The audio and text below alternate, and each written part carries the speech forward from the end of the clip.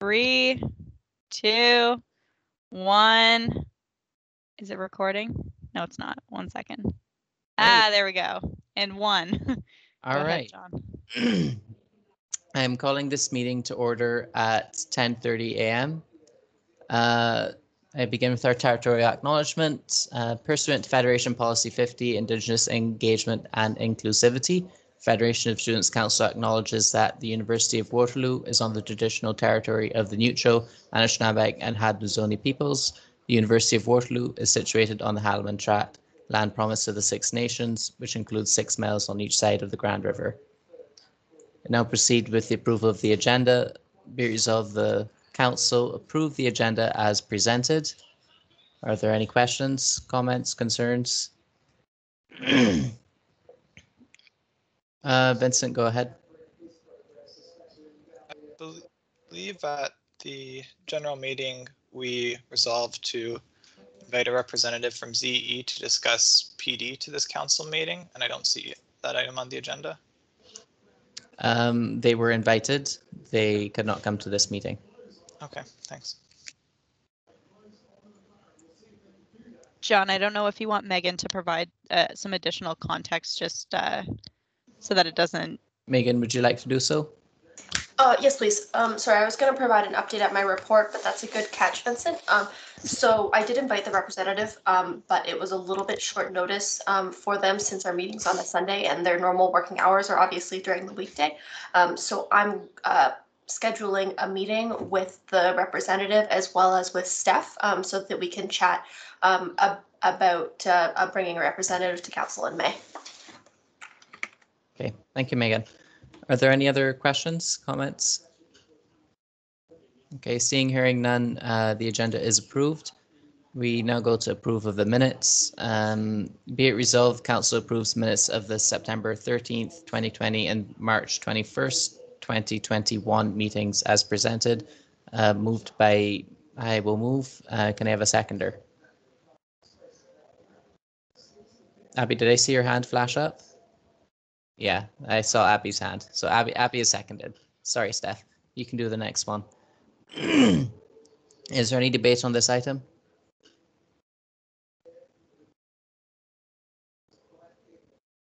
Okay, seeing none, going once, going twice. Wow, I'm glad that we all read the minutes and have no questions about them.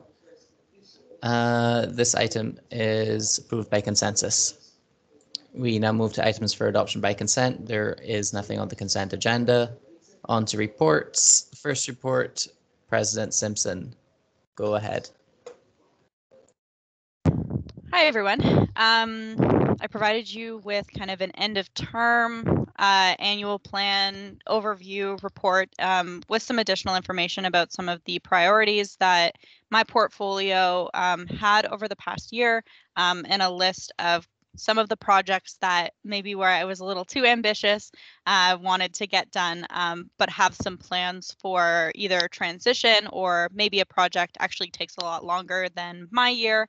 So I've outlined that for you in the report as well and provided you with some kind of thoughts that I have on the annual planning process and some updates to transition that I've made for this year.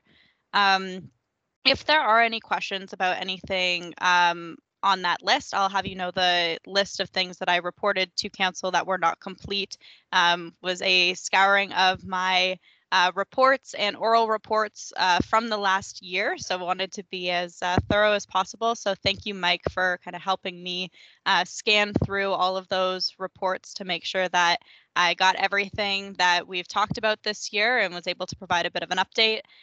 So at this point, I'll just highlight one item that will not be coming to this meeting, which is the accessibility report.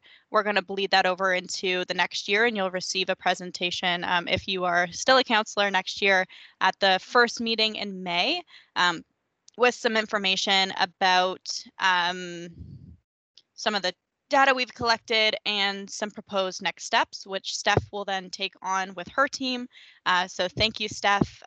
We look forward to seeing those advocacy objectives in the new year. So I don't know if there are any questions for me. If there are, that's awesome. If not, thank you everyone for this year. Thank you, Abby. Are there any questions for the president? Okay, seeing none, we move to the VPOF. Alana? I do not have anything to add to my written report. But yeah, it's been a great year. Thanks, everyone. Excellent. My favorite kind of oral report. I've heard a lot of that when we used to have Matt giving reports. Please refer to my written report. I'll take questions on that. Love it. Any questions for Alana? Okay, seeing none, we move to VP Education Town. Excellent. Not much to add to my written report. Noting again that a representative from CEE was not available to attend this meeting today. I believe that 2 of my 3 AVP reports got updated to or uploaded to the drive. The 3rd AVP is just quite busy wrapping up their co-op term. So I will endeavor to circulate that report to council when it's available. I'll take questions on my report or the AVP's reports before I continue with the housing report. Are there any questions? Oh, Catherine, go ahead. I've invited questions about some key meetings. I was wondering if you could give any thoughts, highlights of the USA Steering Committee meeting? Sure. I'm going to pull up the agenda actually because that meeting was quite long. So let me check what we talked about and what I can tell you about. See materials. March, April. Excellent. Okay, so we met on my birthday actually on April 15th. We approved the budget for 2021-2022. So this is standard practice for USA. Is the outgoing team puts together and approves a budget, and then the incoming team can come and take a look if there's anything they want to change and anything like that. We also approved conference dates for the summer for the steering committee and all of their training. We talked about some upcoming advocacy on race-based data collection. And we also spoke a little bit about the Brock Undergraduate Students Union and their kind of capacity for participating with USA, just because they've had some challenges with like turnover and executives getting overwhelmed in the past. Okay. All right. Are there any further questions for the portion of the VP's report excluding housing? Okay, seeing none. Oh, Matthew, go ahead. Hi, I just wanted to know if you have any thoughts on Laurentian that you would like to share, Megan, and anything that is, since you are already talking about the USA side, is there anything that you feel USA should be doing at this time, or is it still at a wait and see place? So yeah, I did have the opportunity to speak with the steering committee member from Laurentian, and it's a little bit challenging. There's not a lot from like an advocacy perspective that we are able to do. One idea that I did float with the steering committee member, and his name is Malik. I mentioned to Malik, I wasn't sure if the Student General Association at Laurentian has like a peer support service, and if there was any kind of cross collaboration that we wanted to consider to bolster their services at this time. And they do not have a peer support service, so it would make that partnership kind of a little challenging. But other than that, there's unfortunately not a lot that we can do right now. We also discussed the idea of, putting out a statement in support or solidarity. And the only concern there is that it kind of makes it seem like empty words, because there's not really any actions that WUSA or USA or even the SGA can take at this point.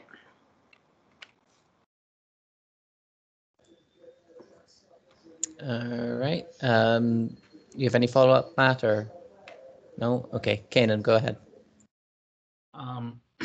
More of like, I don't know if it's an Abby question or you, but how sure are we that UW wouldn't go through this in the next year or two? We are quite certain. It is publicly known information, to my understanding, that the university is in a fairly good financial position, as evidenced by the fact that in the government's recent round of additional operating funds, UW was not eligible for any additional funds because of the strength of their financial position. I can also add to that when we receive reports at USRC Senate and the Board of Governors, like that same sentiment that Megan was just speaking to has been something that has been said all year. The university is in a really good financial position, and we don't foresee at any point in the near future falling to the same fate as Laurentian. So I can say with a lot of confidence that we're in a good place.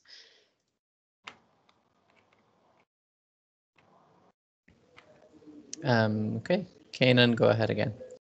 Again, I don't know which execs would like to answer this. Is there any update on the SCI code hearing that's happening right now?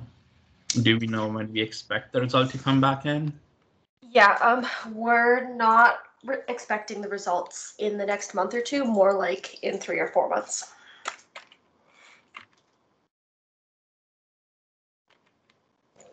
Okay. Are there any further questions? Nope. I will just say that I am shocked that no one has concerns about the ongoing activities of my AVP Garrett's, but personally, I think he's been doing an excellent job, as evidenced by his report.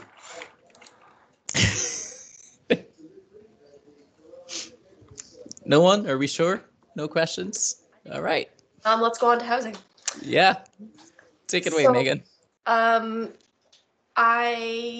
John, can I get a second for this motion and then we'll discuss it? Sure, I'll second it if you're moving it. Yes. All right.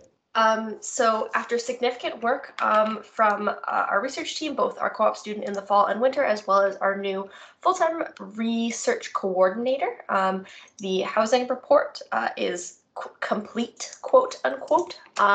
So you can find it attached to the agenda, including recommendations, which I believe begin on page 28. So I am looking for council to accept this report so that we can move forward.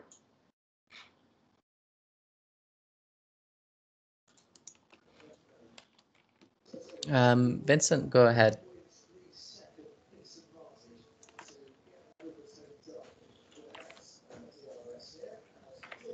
Vincent.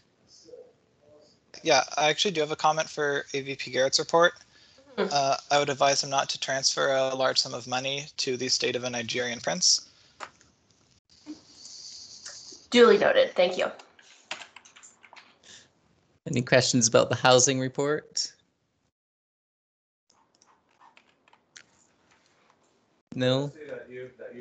All right. John, I would like to take this time to remind people in the chat that we're only putting 1s and 2s in the chats, points of order, no conversations in the chat. Even if you say sorry to me, you should not be writing in the chat.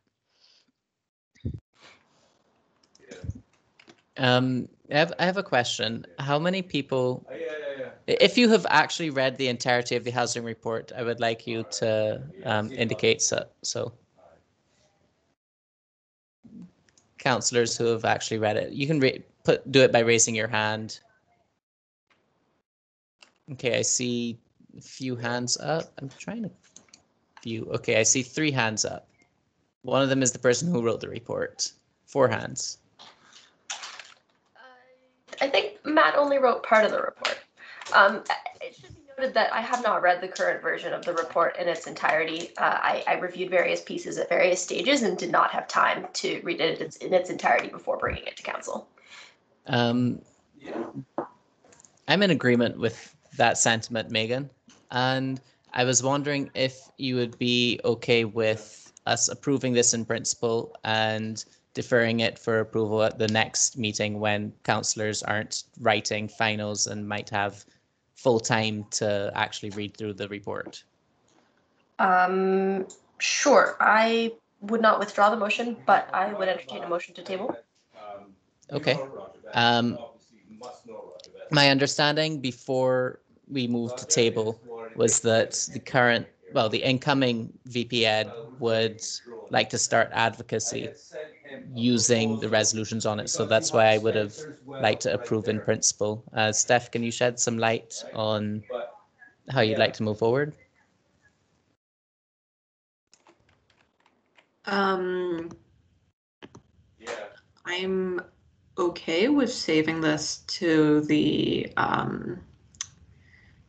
next council meeting when people have had more time. I believe we already have, I guess, like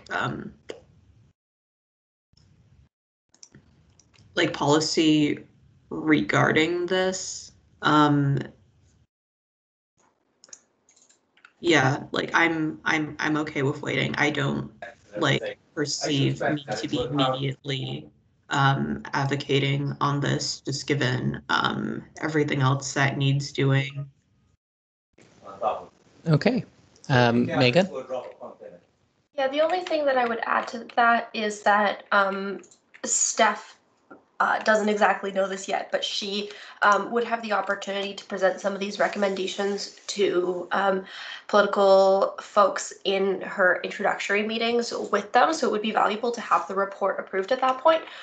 But it is quite possible and arguably favorable to delay those meetings a few weeks and then take the approved report recommendations at that point.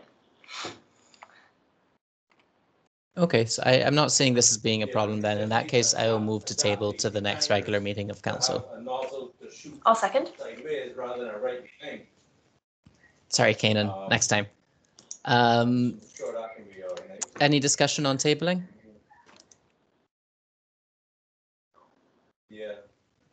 Nope. Oh, Matt, go ahead. It's only indirectly related to tabling, but Megan, there was something I thought about before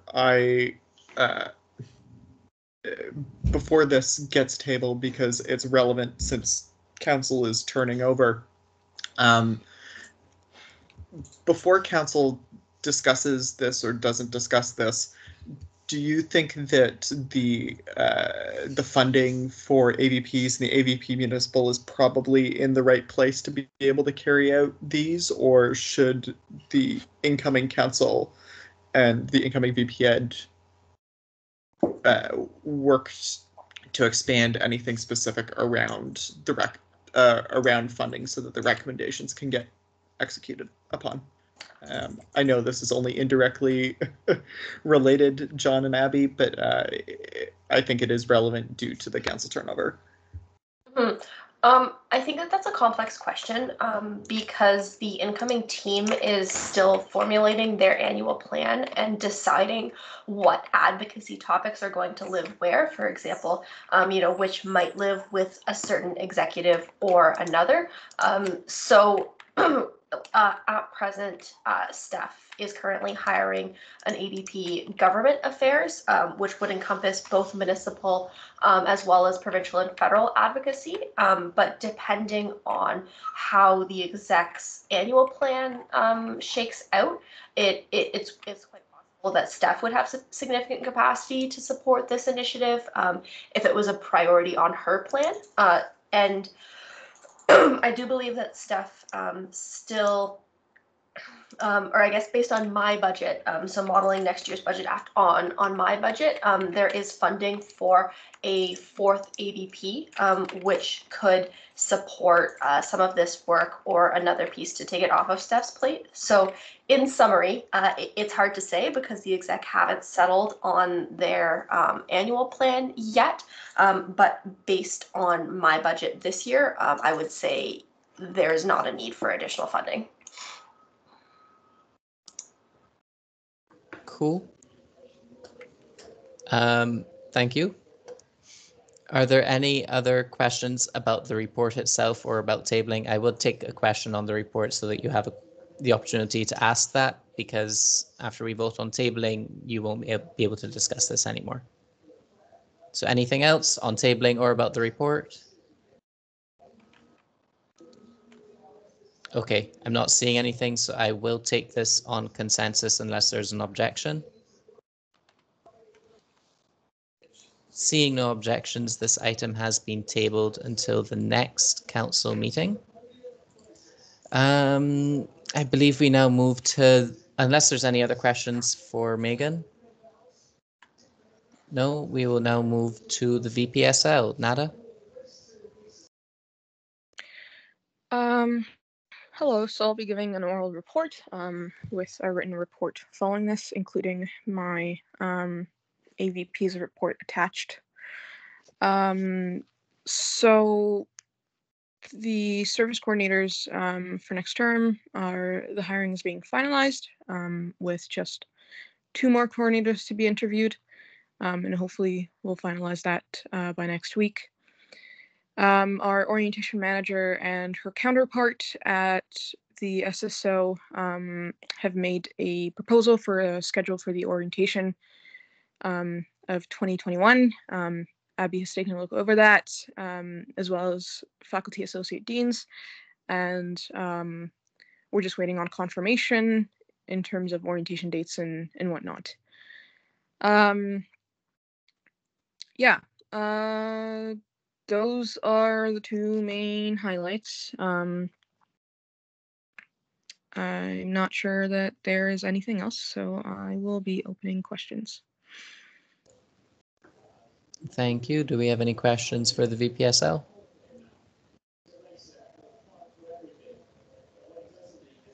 Okay, seeing none, we move to the board's report. Ben? Good morning, Council. I didn't submit a written report. You'll have to forgive me. The board is meeting tomorrow for its final regular meeting.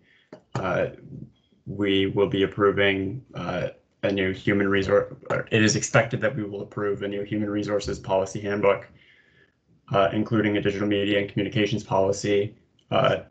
It's expected at this meeting that Council will recommend to board that we formally join UCREW. So that's on the agenda as well. There's an item on a fee review report that's been conducted by the VPOF and the Budget and Appropriations Committee, a motion on executive salary increases, and a item on our workforce planning for the next fiscal year, and an item on our strategic relationship with the university. Aside from our meeting tomorrow, obviously Council's aware that the new board of directors has been elected. I've reached out to those who will be joining the board next year. They have been invited to our meeting tomorrow. They will have transition this coming weekend alongside the incoming council and an additional training session on the 1st of May. I think that's it. Thank you, Ben. Are there any questions? Oh, Kanan, go ahead. Ben, just for the record, I want to put this on the recording in the minutes. The increase for exec salary is for CPI and not any other extra increases, right? That is correct. The motion presently is to increase for CPI for the past 2 years. Obviously, no decision has been taken, but that's correct. The increases are to account for increases in CPI. Thank you. Just wanted to put that on record for general public. Sure. I should also note that naturally I'll have a conflict of interest with that item, as well as the other incoming executives, and will recuse myself from that item at board, in case that's unclear. Thank you, Ben. Are there any other questions for the chair? Excellent. That's perfect timing because we now move to our special order scheduled to commence at 11 a.m. From Arabella, my apologies. I see you've joined the meeting. Do you have a presentation that you would like to share with the screen, or is it just oral? Hi. No, I can just speak orally. That's okay. All right. Perfect. So thank you for having me. My name is Arabella, and I'm your undergraduate representative within the PART group. So that would be the President's Anti-Racism Task Force. So within that, I'm working in the subgroup called the EEDL group, otherwise the Educational Environment and the Development of Learners. So I thought at this point, PART is really in the round 1 phase of feedback. So I thought I would come in, maybe speak just generally about the principles and the mandate, what the group is looking to do, and then as your representative, really go over any questions, comments, concerns, or what you would like to see represented. So the guiding mandate of the group within my subgroup, the EEDL group, is to create recommendations that will eventually become policy to enhance the educational environment and the developing of learning for BIPOC members of campus. So within that, what that looks like, well, actually, I should preface by saying that the PART group, the EEDL work, and the other subgroups, which I can't entirely speak for, but I know for sure, that are not trying to prove that racism, institutional racism at the university exists in any way. That's sort of the preface to these recommendations. What they're aiming to do is really dismantle ideologies of whiteness across the institution, whether that's through curriculums, readings, discussions, representation, across all faculties, with an enhanced focus on incorporating Indigenous knowledge and Indigenous ways of knowing. The other aim of the group is to provide better support for specifically BIPOC students, to amplify BIPOC voices, to engage non-BIPOC students with anti-racism, and to ease the entrance and the transition of secondary students into the post-secondary world, whether that's through creating more entrance scholarships or perhaps support programs. So that's really the work that we're aiming to do. And as I said, this is just round 1 of feedback. So anything that anybody would like seeing represented, yeah, please let me know. All right, thank you very much for that. Do we have any questions?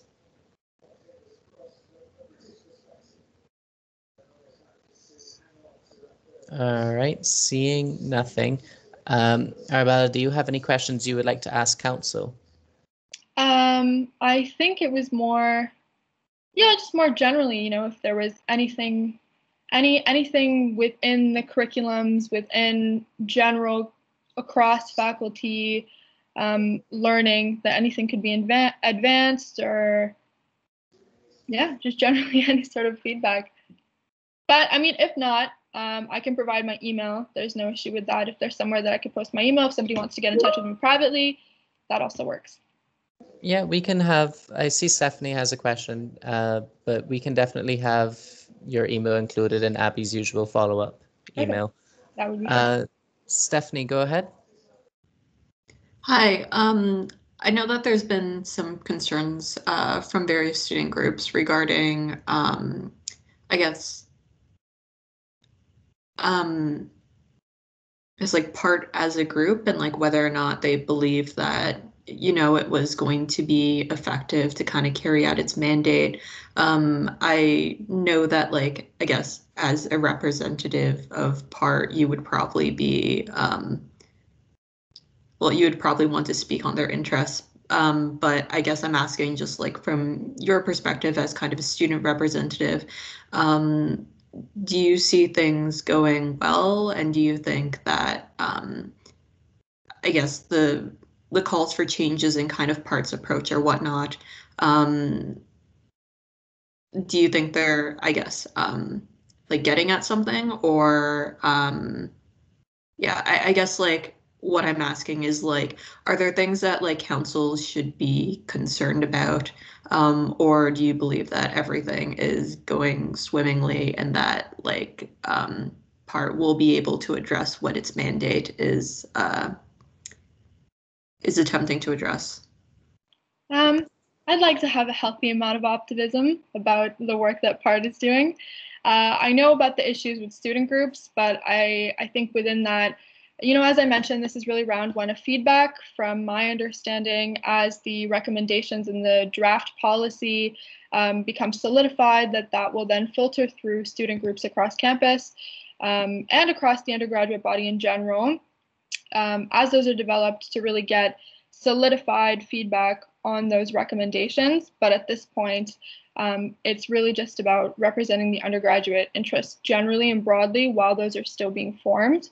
But I'd say I have a general amount of optimism. I feel good about it so far. Excellent. I love optimism. Kanan, go ahead. I know it's like the first part of consultation and stuff, but do we know if there's a timeline for when PART will give out their first like round of recommendations? I think that it will be somewhere over the midsummer, but I don't generally deal with the administrative aspect of it, so I couldn't give you an exact date. Thank you. Abby? I guess that leads really nicely into kind of the question that I'm about to pose to council, and Arabella, if you want to provide some feedback on this as well. Knowing that PART is a priority for the university, and knowing that it will be a priority for the incoming president of the university, and that it is a priority for WUSA. Currently, we have 5 WUSA specific representatives on the working groups that are kind of, well, Arabella being one of them. We will also have some representatives on PART proper, I guess, the like actual kind of high level group external to the working groups. I guess my question is more along the lines of how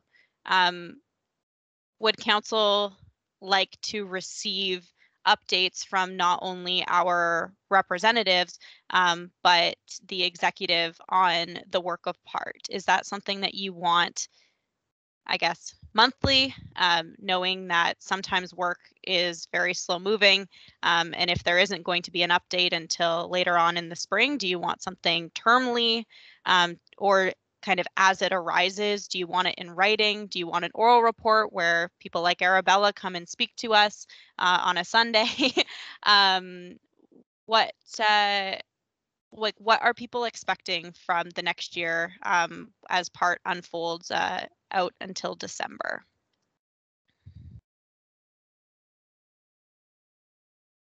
Abby, would you say that question is more directed at incoming councillors or returning councillors?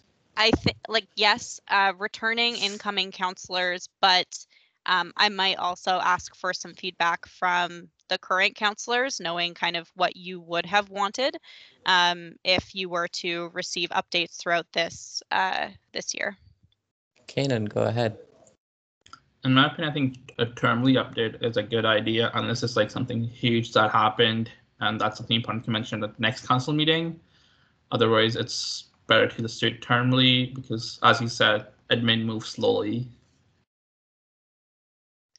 I guess, like, I will note that WUSA does put out, I say, like, every couple months we put out an anti-racism update on our website. I don't know if you want to just like show of hands, is that something that you would like shared around with additional input from the working group members, or like will that suffice is more like what I'm saying. Just trying to get an understanding of where to put some of that effort, and then also include people like Arabella in that process so that you feel more connected with your representatives on PART.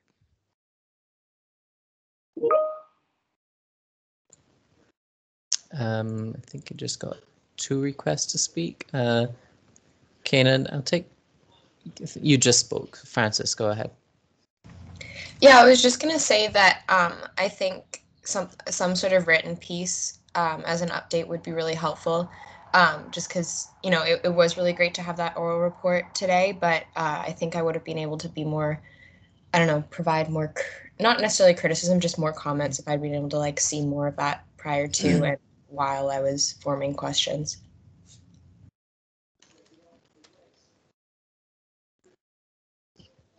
Okay, John, I think I have enough feedback. I'll pass it back over to Arabella. No, I think that's very helpful. Thank you, Abby, for asking that. So what I will do then, I will get in touch with the other representatives, the other WUSA representatives on the different subgroups of PART, see if we can facilitate something together in terms of this, because I figure it might be easier to have it all in one. And I'll definitely look into getting that written piece as an update. I think that's a great idea. And then that way we can kind of guarantee feedback sort of as it comes, right? It's not specific to just one meeting or specific to one event. So thank you. All right, thank you for that. Are there any last questions before we move on? Nicholas, go ahead. Hello. I just have a kind of question about the future of the President's Anti-Racism Task Force. In your opinion, how optimistic are you for the future of UW? I guess that's kind of like not very specific, but you know, you being on the task force, you know, maybe you'd have a better understanding. I think it goes sort of with what I said earlier. I'm generally sort of optimistic about all the work that PART is doing. I think there is quite a bit of difference here in that it really is aimed to become policy and not just a report or something generally that I feel like the institution could ignore. I also feel like there's more riding on this than perhaps has been in previous years. But again, I can't really speak to that. That's just my perspective, right? So, I mean, I feel pretty optimistic about it. Yes, I feel good. I mean, I hope that we can do some work about it. I hope that we can integrate this into the wider institution and actually make some change instead of, you know, spending a year discussing these kinds of ideologies and then not having anything come out of it. So at this point, I'd say I'm pretty optimistic. Perfect. Yeah, I have faith in the task force. I hope you guys do some good work. Thanks. All right, so thank you for that. Not seeing anything else. So Arabella, thank you for joining us. Enjoy the rest of your Sunday. You're free to stick around if you'd like. We will now move to, I believe, representative reports. Yes, we will. So that should say health. Health Caucus. Anyone around?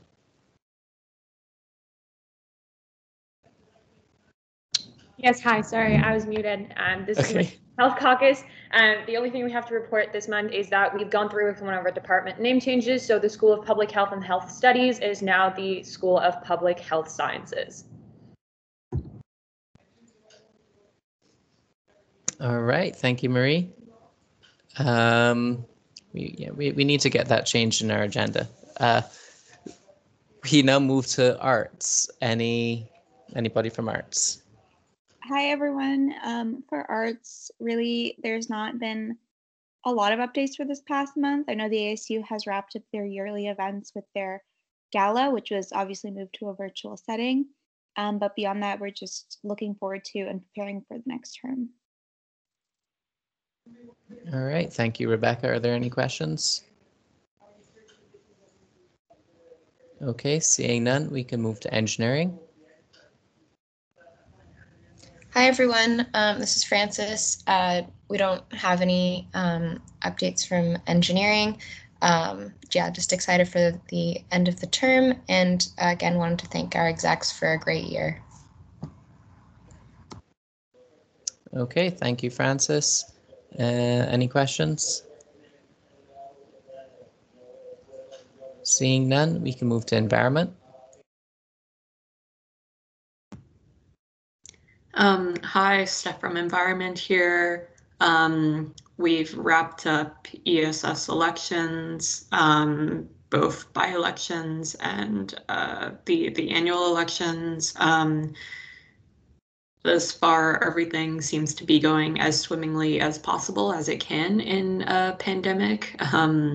So yeah, we're getting by. I don't know if my co-counselors would like to add anything.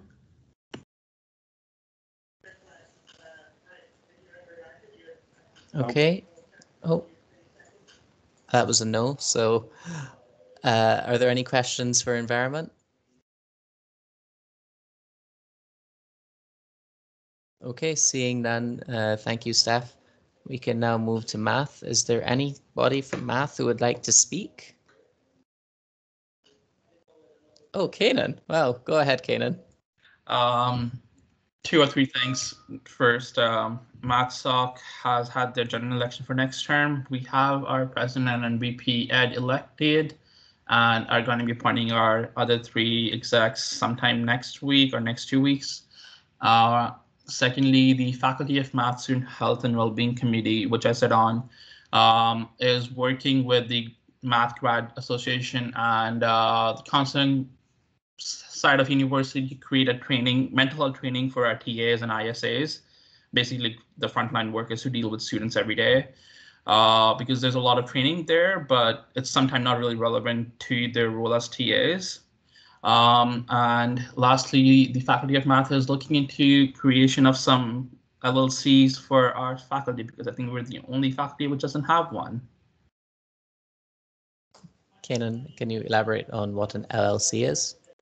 Living and learning community. So basically, like during your first year in residences, you get not allocated, but like your residence is basically like you're with a group of people in your same program, something which you have common with them, and then you have some upper year mentors helping you like create more community around those certain common things that you share with each other. I think that was the best definition I could come up with. Like, I can't really explain an LLC. The group housing with people who are in the same programs, right?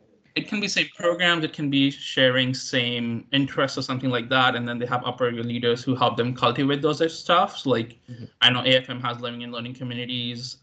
I believe science has some of them, and I know we STEM or I don't know, one of the women in something has a living and learning community and stuff like that. Thank you, Kanan. Steph?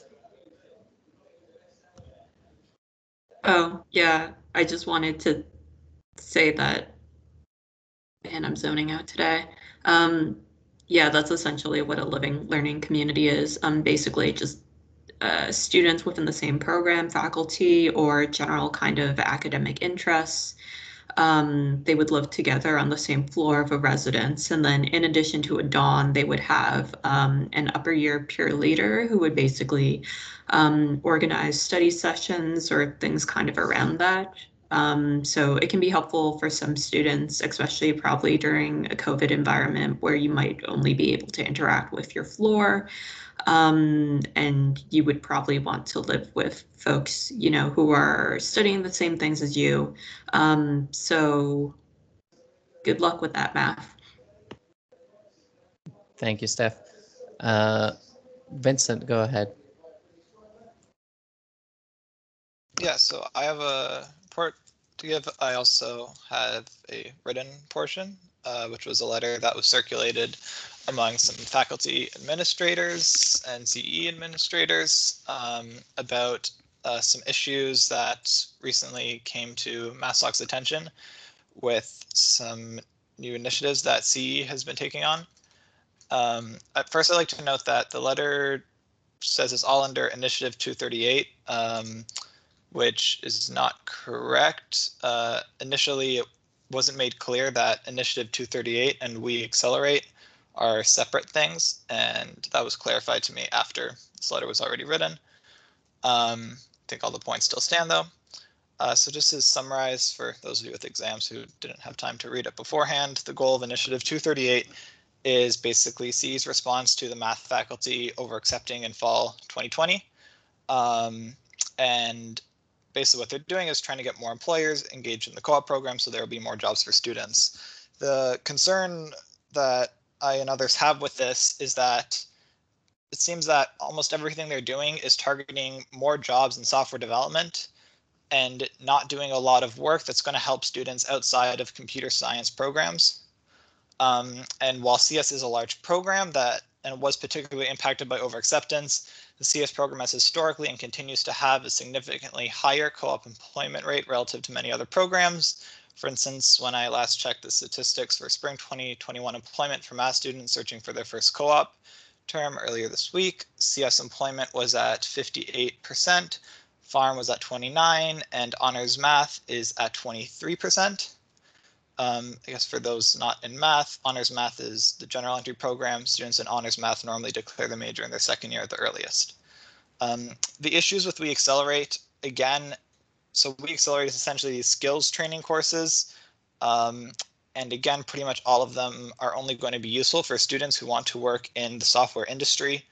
A lot of their programs they are targeting with these large corporations, and a lot of these programs are essentially just, Microsoft. They partner with Microsoft to teach you how to use Microsoft's products and things like that. So, I have issues with, introducing like these corporations into what is, Waterloo courses. And, it's more of the behavior I would expect out of, a so-called diploma mill than I would expect out of a world-class research institution. Another issue is lack of pay. So essentially We Accelerate is if you can't find a job, then they'll give you this skills training course, and you're not paid for it. And a lot of the material in this course is, going to be substantially similar to what you might learn during your first few weeks of doing co-op at the company. And then these companies can then hire students who did these programs without having to have paid and invested in their training like you normally would. And this kind of undermines the purpose of the co-op program of being able to gain valuable experience while getting money in order to pay for expensive tuition. So I wanted to bring this to council's attention because while a lot of this does primarily impact the math faculty, there is I've seen a kind of broad trend of CE not doing a lot to help students who aren't working in the software industry. And I'd like to know what the other caucuses feel about how CE has been supporting the various programs in their faculties. I'll take questions now. Megan, go ahead. Yeah, I just wanted to clarify that you mentioned these companies kind of coming in and teaching Waterloo courses. I think that's a bit of a misrepresentation or perhaps a confusion of what's happening. Part of the program is to do training, so taking a course of some sort, but it's not like a Waterloo course that you would get an academic credit for. And then the other piece that I wanted to mention was the second half of the program, which you didn't really touch on, just for council's information. The second half of the program is a larger group project, essentially working with a company or some other project sponsor with the goal of guiding students working through a project together to develop other skills, for example, soft skills that are very important for early work term students. WUSA also has a representative who works with the We Accelerate team and has been providing feedback on the project as it's carrying along. So I have some updates from her as well. I may be able to answer additional questions if anyone has anything that they want clarified. Thank you, Megan. I'll just say that I don't really see any issue with having these providers of software come in and teach students, if that's what they're doing, teach them how to use that software, because I know from my experience, there's too many actuarial science students who don't know how to use Excel, and there's no course that Waterloo offers that's going to teach how to do Excel. There's also no course in Waterloo that's going to teach how to learn Axis. None of you are going to know what Axis is, but if you're an actuary, you should know what Axis is, but there's no Waterloo course that's going to teach you how to do that. So you're going into industry with a lot of theoretical knowledge and absolutely no practical knowledge if you're not in co-op. But even if you are in co-op, you have to learn that on the job, whereas I think would be great if you were taught that in the course. So if these companies want to come in and teach how to learn their software, then I think that would be great. And Vincent, go ahead. Yeah, so I guess a quick question for Megan. Familiar with this? Do you know, in terms of like finances, is Waterloo paying, these corporations for their participation in the program, or are they paying us, or is any money being exchanged? So Waterloo is not paying anything to the corporations for this. It is like Waterloo is, I want to say, requesting that students be paid, but at this point, I think where that stands is that Waterloo is making it clear that like this would be a good idea, but they can't obligate the companies to pay students. Well, I'm sorry, I don't really understand. If Waterloo's saying we want to work with you and we want you to pay our students, and then the companies say no, can't we just tell them then we're not going to work with you? Yes, that is something that they could do.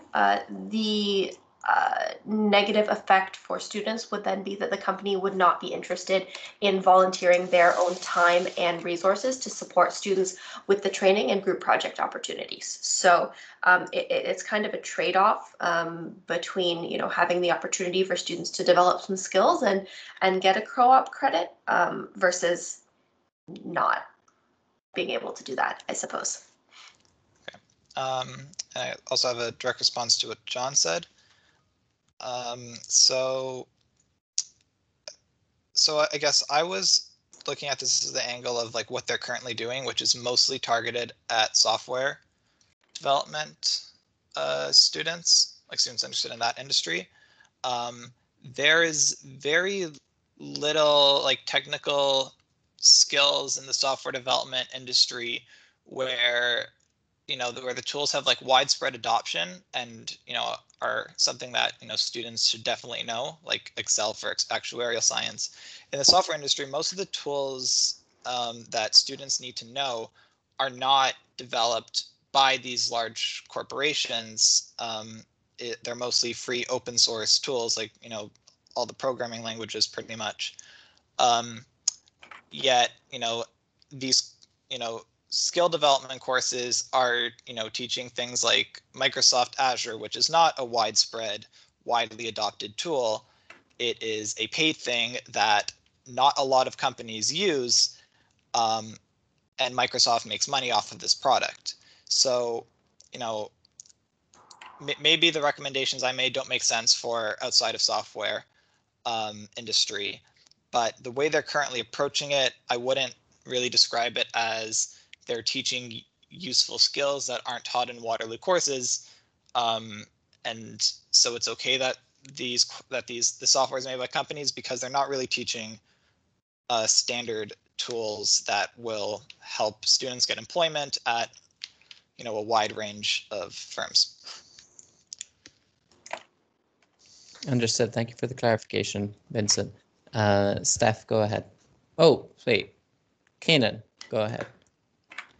I was just going to say my issue with this is, again, which Vincent finally brought up, is them just focusing on one program from what we can see from statistics, has had a better co-op employment stats than other programs. Like I'm in farm, and if I was in first year and have a co-op employment of 23%, I'm paying 20 grand to this university for that. I'm sorry, that's bullshit. 29, Canon. Well, 20 grand for farm. No, 29% is the farm employment rate right now. Yeah, whatever. But yeah. Plus $700 co-op fee per term. Steph, go ahead. Yeah, I guess. Sorry, Ben has a point of order. Thank you, John.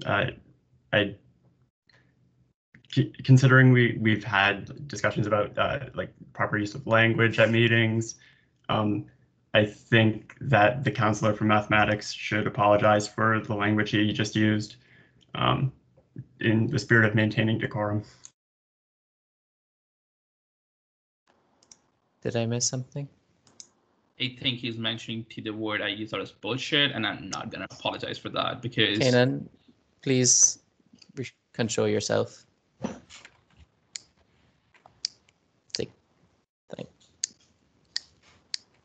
I won't call on Kanan for the rest of this item. May I continue? Steph, yes. Yeah, no, I just wanted to, I guess, add, I guess, a couple of points to this. I guess there's like a question of whether or not this is like an instance of a company coming in and basically training, because usually when you're being trained for employment or co-op or whatnot, that's time that you're being paid for. So if they're training students kind of in advance with the intention to hire them later, that's something that should be a concern for us, because that kind of goes against standard labor laws and whatnot, and it's kind of an abuse of that. However, if it's like courses, and I haven't thoroughly read through Vincent's document, so I guess bear with me on this. But if it's like, you know, a training course for C++, on Skillshare, like you pay money for that in order to be trained in this general open source software, or maybe it's just like not open source, but it's a commonly used thing, in which case it would be kind of beneficial. I guess what I'm proposing in terms of next steps, because it feels as if this is very mathematics focused, is, I guess, conversations within MathSoc regarding this, and then also I'm willing to loop in my incoming AVP co-op and experiential affairs to kind of get involved with this. But basically, we can have a conversation more on what's kind of going on here, and kind of addressing some of the concerns of the math counselor who submitted this, as well as the math caucus more generally. Yeah. Megan, go ahead. Sure. Yeah, I just wanted to mention that I personally have received updates on this item at a fairly high level from my AVP, as well as at high-level CEE meetings. So off the top of my head, I'm not familiar with the types of courses or like training programs that students would be undergoing in the first half of the We Accelerate program. But it's my understanding that CEE feels that even if like a student doesn't go on to use that specific software in the future, there would still be transferable skills that are gained. I mean, learning how to use a piece of software in of itself is a transferable skill, for example. But I'm also happy to work with the Math Caucus and with MathSoc to continue this conversation, and perhaps evaluate from a student perspective the veracity of the claim that these trainings will provide students with transferable skills, even if they are not in software programs themselves. Thank you, Megan. We have exhausted the time allocated to this item. Okay, Vincent is requesting we extend speaking time. I will take him as a mover of that motion. We would require a seconder.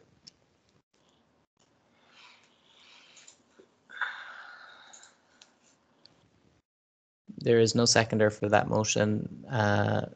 Vincent, please, my advice would be either carry this offline to discuss with the incoming VP Ed, or to discuss with MathSoc and bring back a motion to council if you all desire. We now move to Science Caucus. Hello.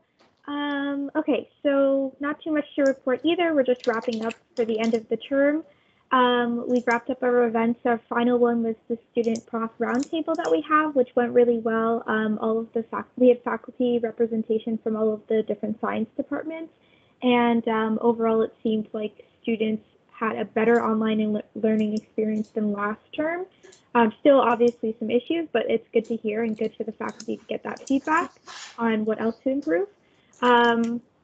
We're also, for our grad box project that I've been updating council on for the past few months, we've had to table it to spring term, unfortunately, because of the new lockdown measures. We won't be able to pack the boxes, which is sad, but that's okay. We'll still be working on getting them out in the spring term. And then our equity coordinator has worked on a project for the past term, developing an equity training resource for the Faculty of Science students.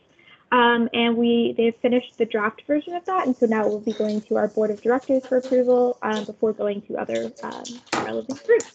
And other than that, we're just doing transition with the new executive team, and that's about it. Thank you, Carly. Are there any questions or anyone else from science? Vincent, go ahead. Hi. I'd like to know how I guess co-op employment rates are looking like right now in the science faculty, and broadly speaking, do you think CE gives enough support to science co-op students? Okay, since I'm not the VP academic and don't keep up with the stats as much, I can't speak to that very well, but if you want to send me an email, I can put you in touch with our VP academic who might be able to give you a little bit more specific feedback, if that's okay with you. Sure. Thank you. Are there any other questions for science? Okay, seeing none, we can move to Cambridge. Is there someone from Cambridge? Hi, this is Jason from Cambridge campus. We don't have anything to update this meeting. We just ended our term and we wrapped up with our last meeting. And yeah, do you guys have any questions?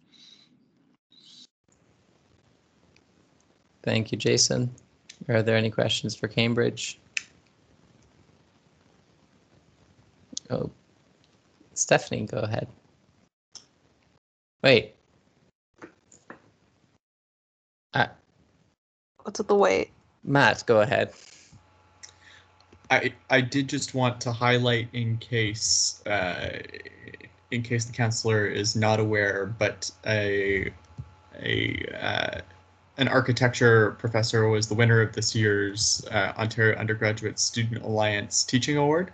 And I think that is something noteworthy to update council on. It's quite great. I know the name for that award is redacted in my report, but that came out last week, and Dr. Tara Basset is very deserving. And if the councillor hadn't heard, I think it's useful for them to hear and be able to convey back to their constituents. And Steph, go ahead. Hi, I was just wondering, I guess from the Cambridge campus's point of view, what are some of the major challenges and concerns that the satellite campus has, like, for the next year and like this year more generally? Yeah, definitely. So I guess for all students in architecture beyond co-op, we do switch our Waterloo Architecture Student Association, like the members every 4 months. So like me also, I will probably be absent on one of the WUSA terms if it was in person, but luckily it would be online, so I would be still be able to attend. Also, being a satellite campus and having the pandemic right now, being online, it's quite difficult to kind of like speak with all the students as a whole, because we just don't have any in-person events and interactions anymore, which was our main like mode of communication back before the pandemic. So yeah, these are some concerns we had, but Hopefully we can resolve them in the upcoming term.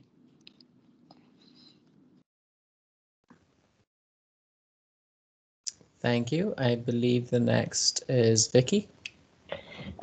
Just to give some information for staff, I did reach out to Jason to get some accessibility related information, and he gladly, very thankfully provided me some, so that will be in the data / recommend, like just the stuff that I'm working on, so be on the lookout for that. I know you're probably just asking more generally, but if you're asking for more accessibility stuff, I got that covered. Thanks. Thanks to both Vicky and Jason for that. All right. Thank you. Are there any other questions for Cambridge? Okay, seeing none, we can move to Kitchener. Good morning, everyone. Amanda from the Kitchener campus here. I don't have too much to report on in April. It tends to be very, very busy at our campus, just getting ready for exams, which start on Monday for both of our cohorts that are on campus. The only thing really is that our campus, with the new lockdown measures coming into place, we're a little bit worried about some of our in-person experiential components getting moved online, but we know that this happened to the cohorts last summer, and the school still managed to make sure that they got that experience that you would normally have in person. So we know there is a procedure in place, but we're hoping to be able to still do those in person. So fingers crossed by May, it's looking like that's a possibility. But that's all for me, and I'm happy to take any questions. Thank you, Amanda. Are there any questions for Kitchener?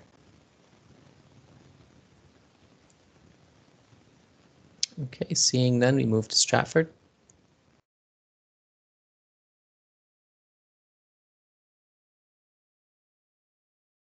Okay, I don't know if anyone here is from Stratford. If you are, identify yourself at some point. We will now move to St. Jerome's.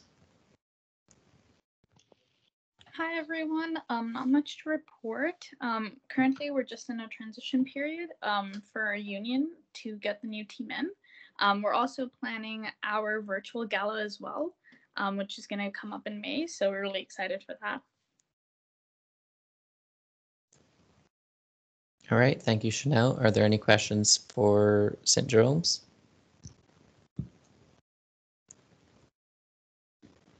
Okay, seeing none, we can move to Renison.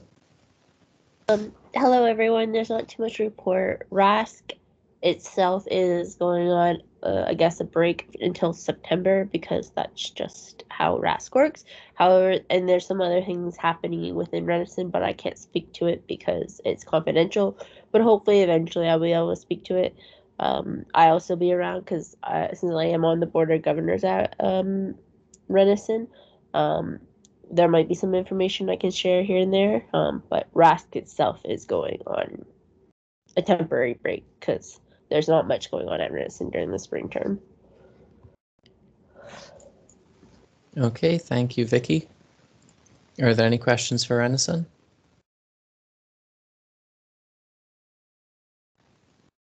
Okay, seeing none, we move to Officers of Council reports. Abby?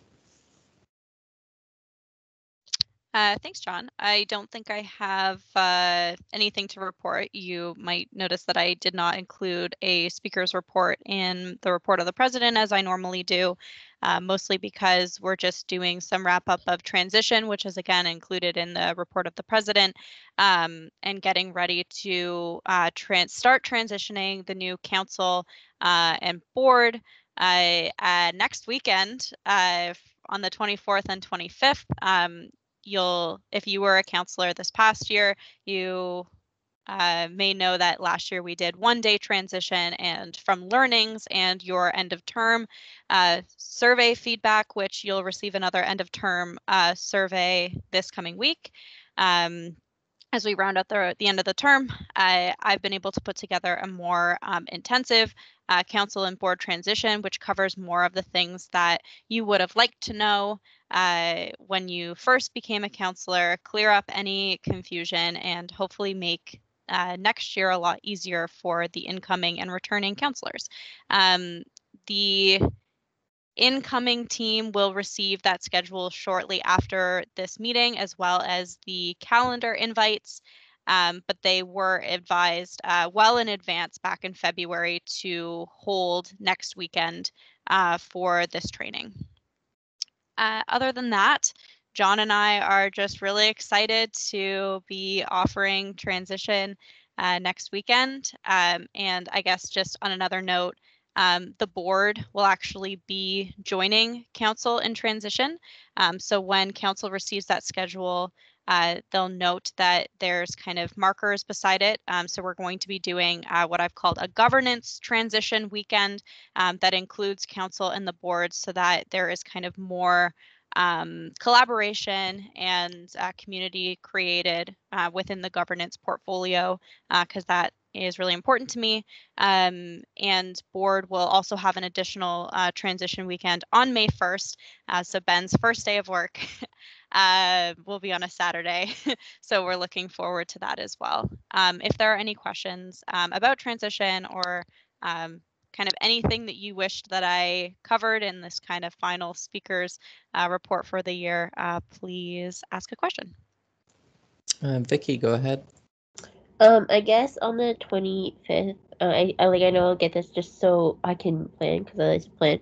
What time would the training be? Because I have because since I am part of orientation and I am a coordinator, I have a meeting or a retreat from 2 to 3:30. So I just want to make sure I can attend that, and also the training, because it'd be very valuable, as Abby would know, as I've talked to her a lot about my confusion with things. But yeah. Yeah, no, Vicky, really great question. Again, you're going to be receiving an email shortly after this. I've kind of highlighted, bolded that we can make any accommodations for the weekend, knowing that there are additional commitments that people are involved in as we wrap up the term, and noting time zones.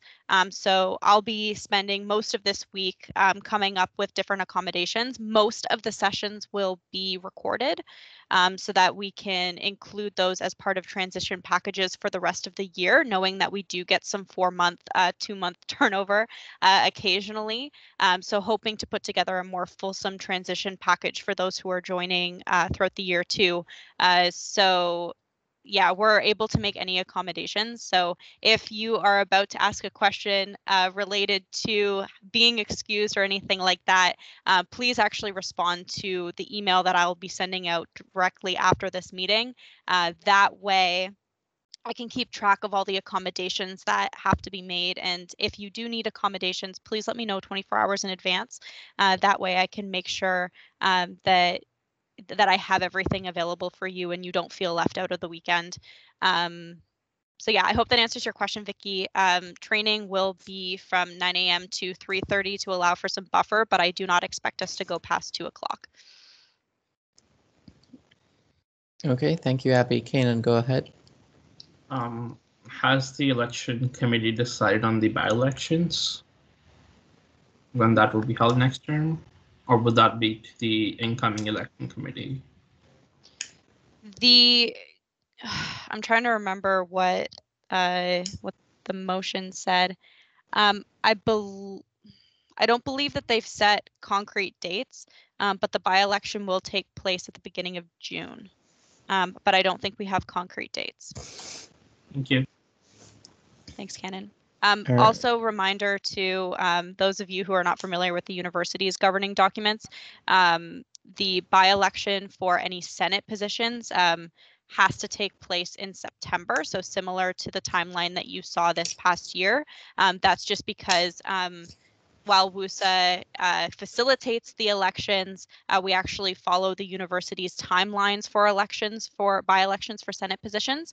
So if you were to go take a look at those documents, you'll see that we actually cannot hold a by-election for Senate from, I believe, it's the end of April until September 1st, and that's specifically outlined, or September 15th, sorry, and that's specifically outlined in the university's governing documents. So please look out for September for Senate, but all council by-elections will take place in June. Thank you. Carly, go ahead. Just a question for transitioning. If we are not going to be like the executive who has the seat for our like caucus, I guess, who do we let know who will be taking over that seat? Sorry if this was in an email and I missed it. No, all good. Yeah, so you'll have your so I guess Carly, you're saying you're taking over the seat for the current president of SciSoc. So the current the incoming president of SciSoc should be letting me know. I sent out an email to the committee of presidents last week requesting the names and emails of their incoming. So if that information can be shared with me, then that's the individual. So I guess this is kind of a call out to all the societies. If your president or your incoming president will not be the one sitting and holding the faculty representative seat, please let speaker at wusa.ca know as soon as possible. That way we can get together the attendance list, which I'm currently working on for incoming transition, and it will also help with some of the work planning that John and I will have to do in the next couple of weeks. Okay, thanks, Abby. Yeah, anytime, Carly. Okay, are there any other questions for the speaker?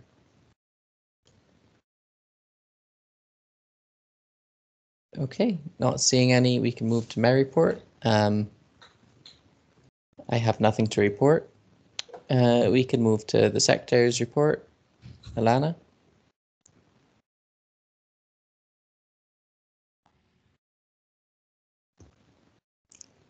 I don't see Alana talking. I don't think she has anything to report. Abby, can you confirm? I can confirm that Alana doesn't have anything to report, but I would just open the floor up to Mike if he does have any kind of parting words. Mike, any parting words?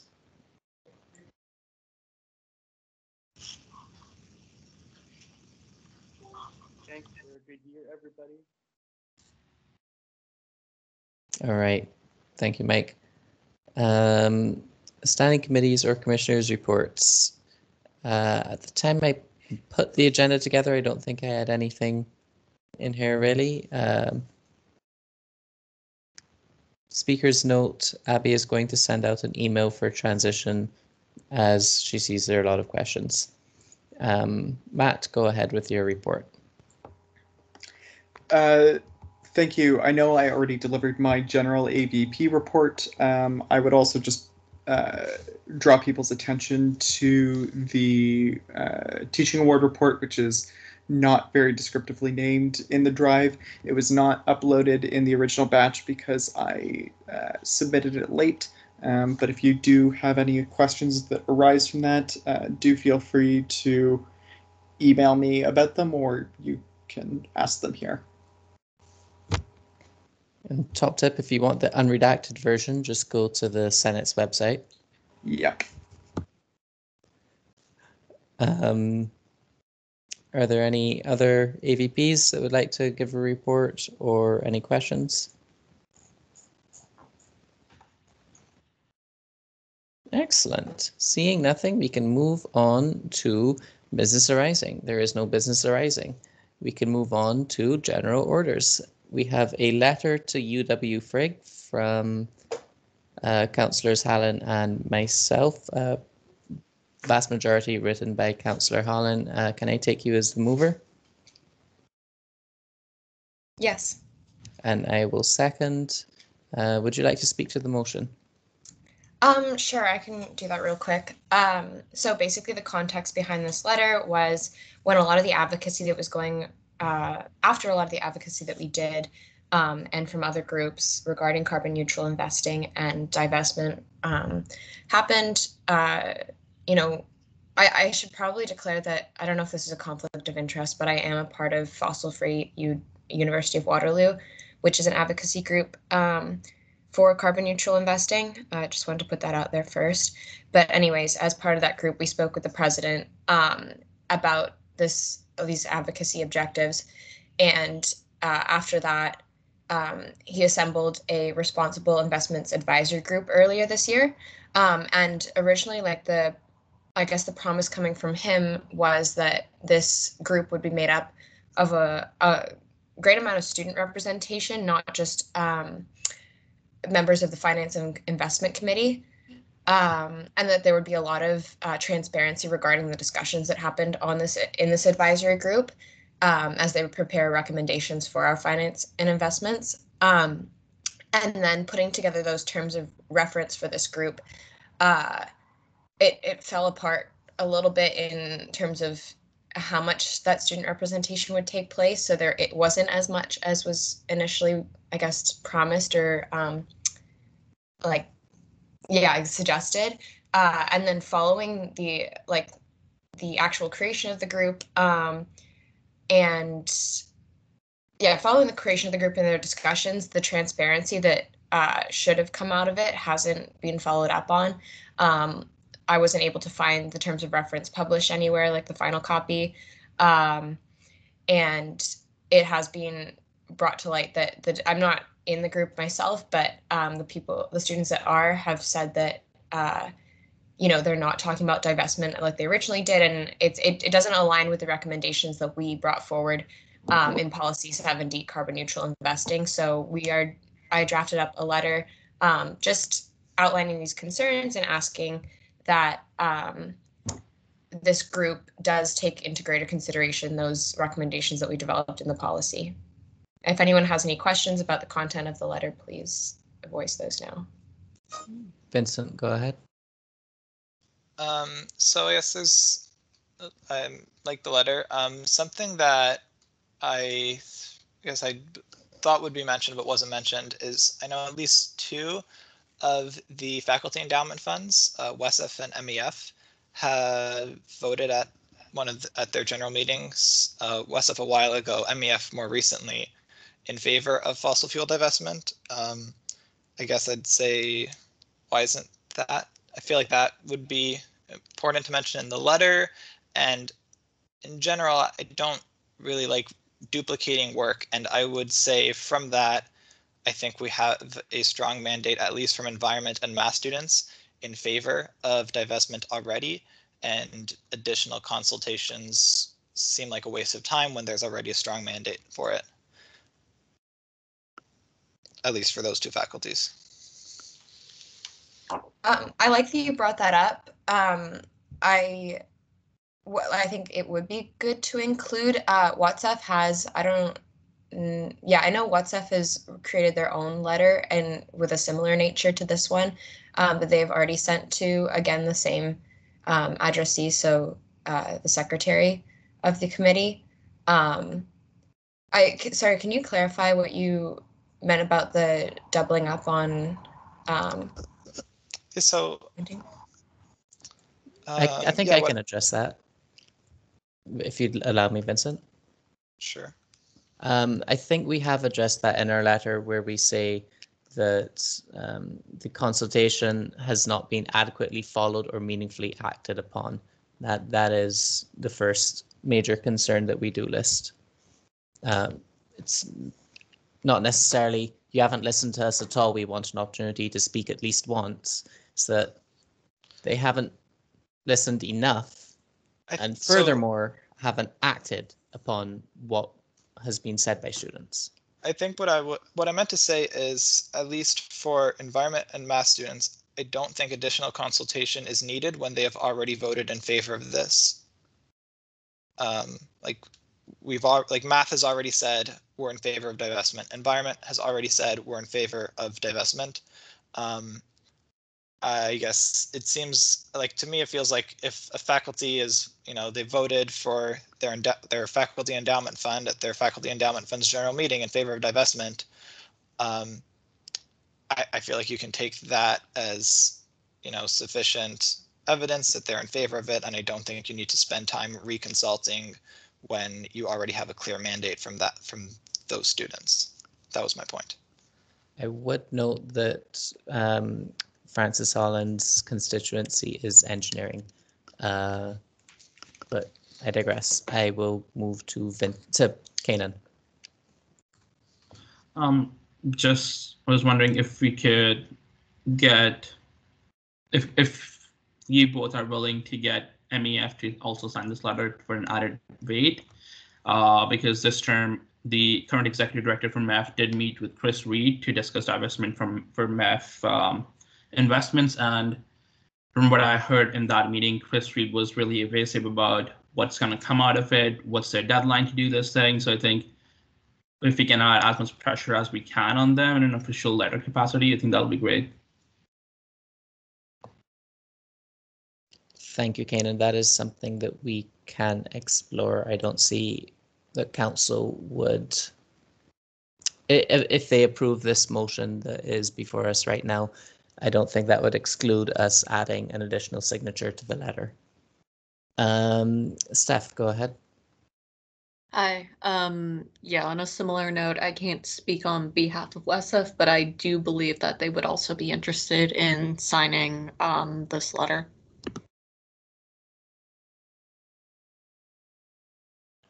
Okay, thank you. Are there any other questions about the letter or about the motion regarding it?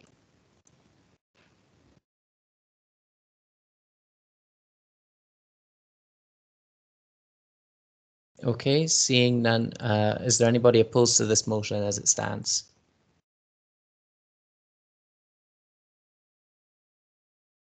Okay, no opposition. The motion passes, none opposed. We can move to the next item unless someone's about to request a recess. Vincent, you're noted in favor.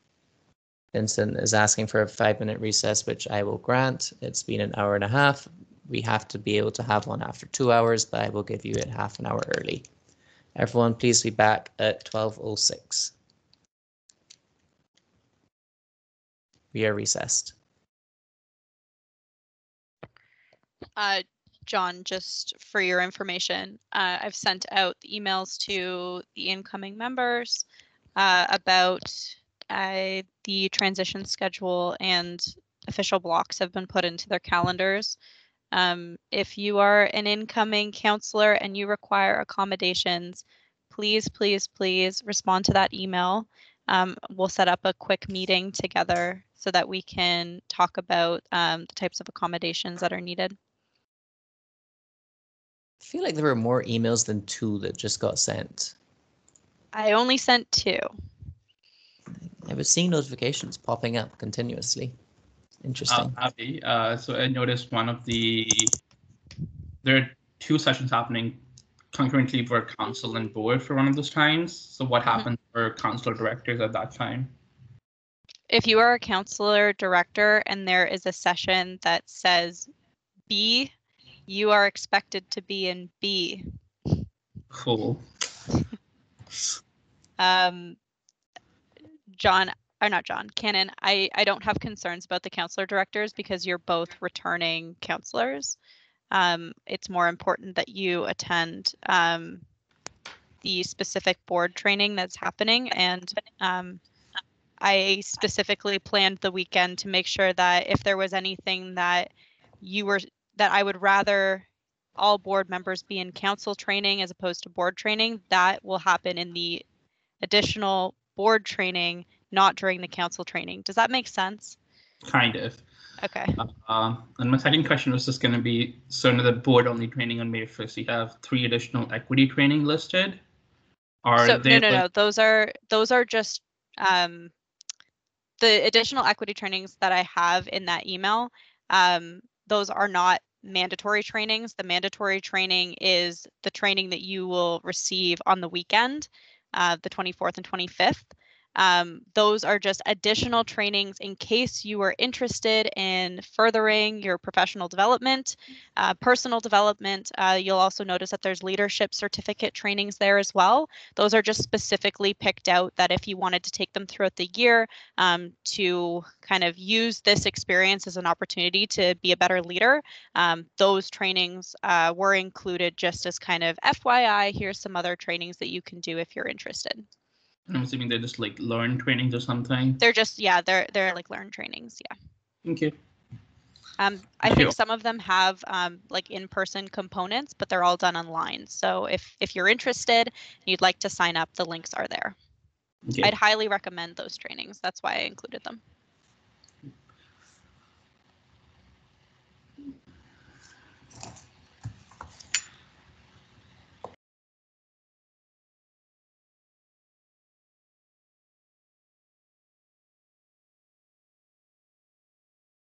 But yeah, it can. And if you have any more questions, I'd be happy to kind of just jump on a quick voice call at some point. We can kind of talk through some of the questions that you have, and I'll explain kind of why certain things were included or excluded based on some of the feedback that I received over this year about kind of what counselors actually feel they need to know versus kind of the stuff that I'd like them to know.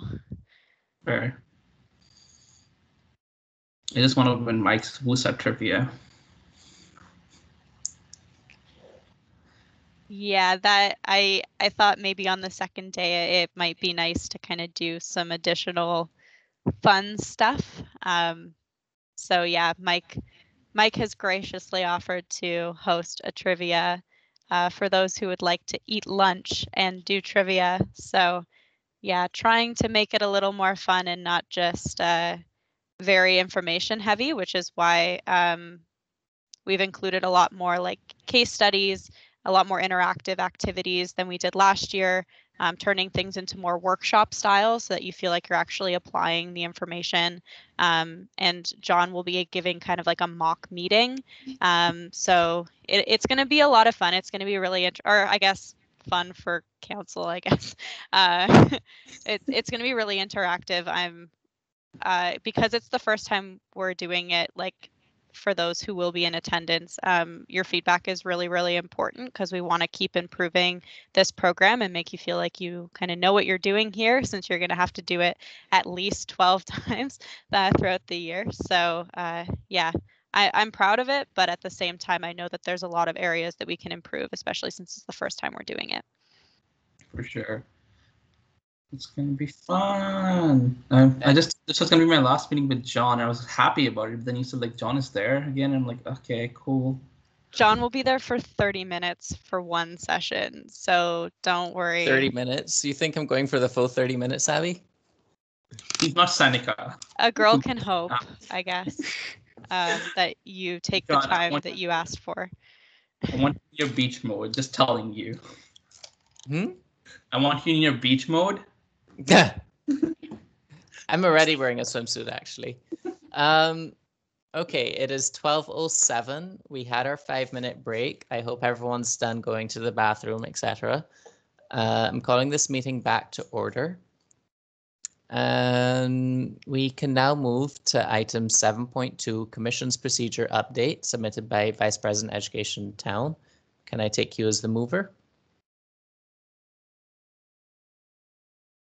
She's not back. Yes. I can't.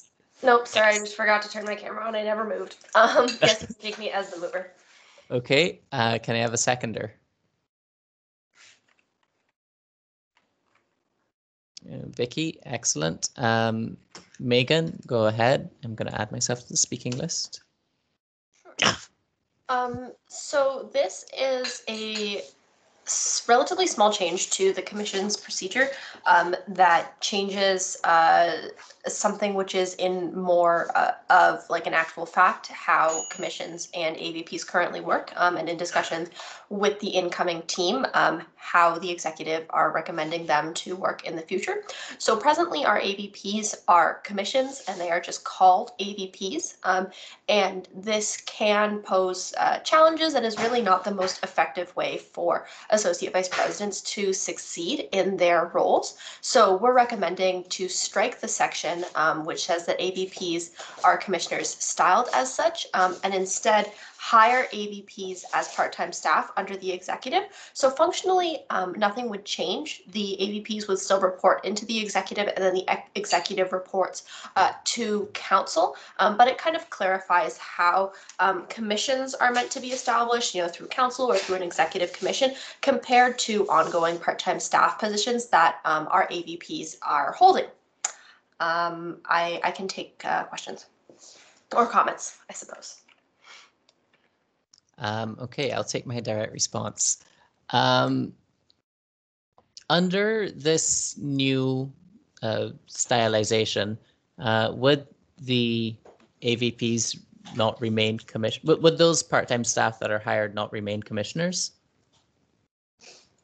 They would not be commissioners. AVPs would not be commissioners.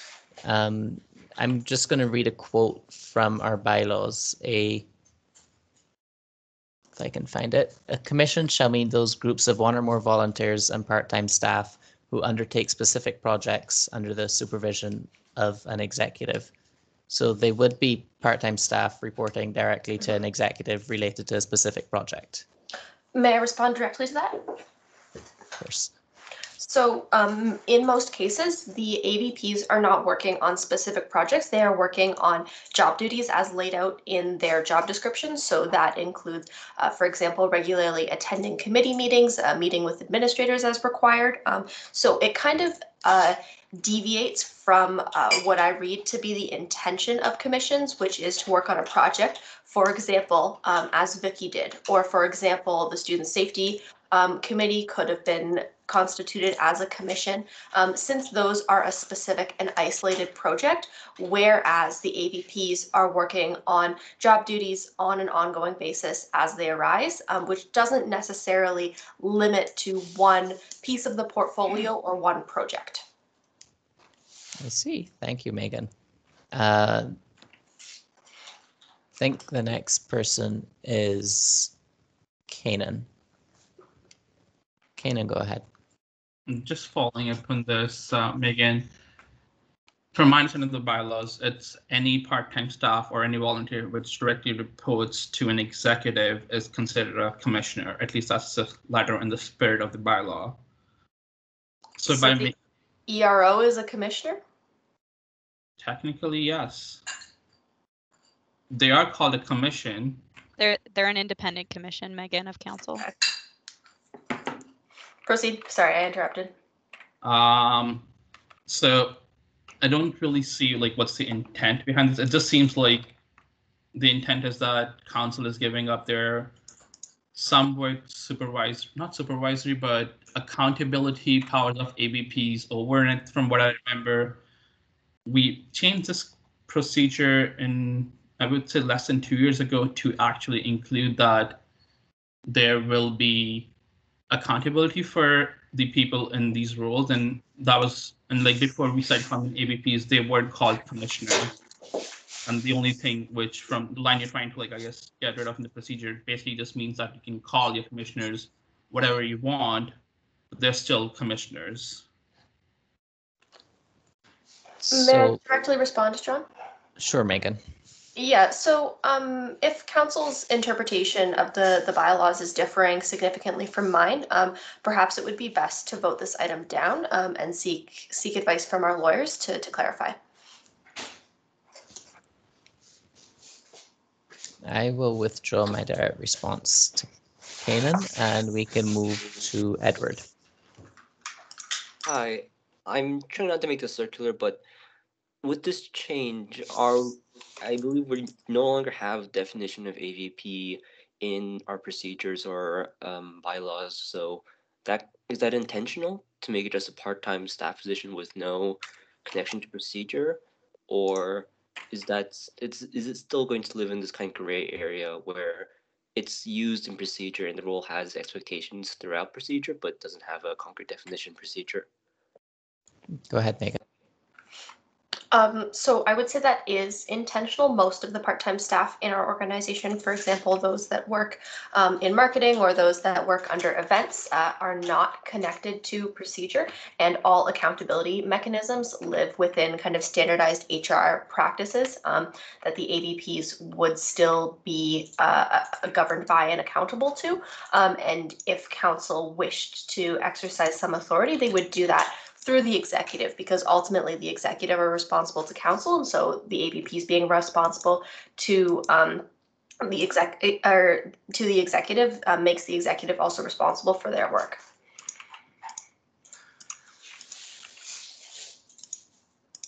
Okay, thank you. I've started to keep track of my speaking list because I withdrew my direct response and then proceeded to ignore my original main point. Which was to not necessarily, I wouldn't say we should strike this motion down, but I would like to amend it with the following text, if I can find it.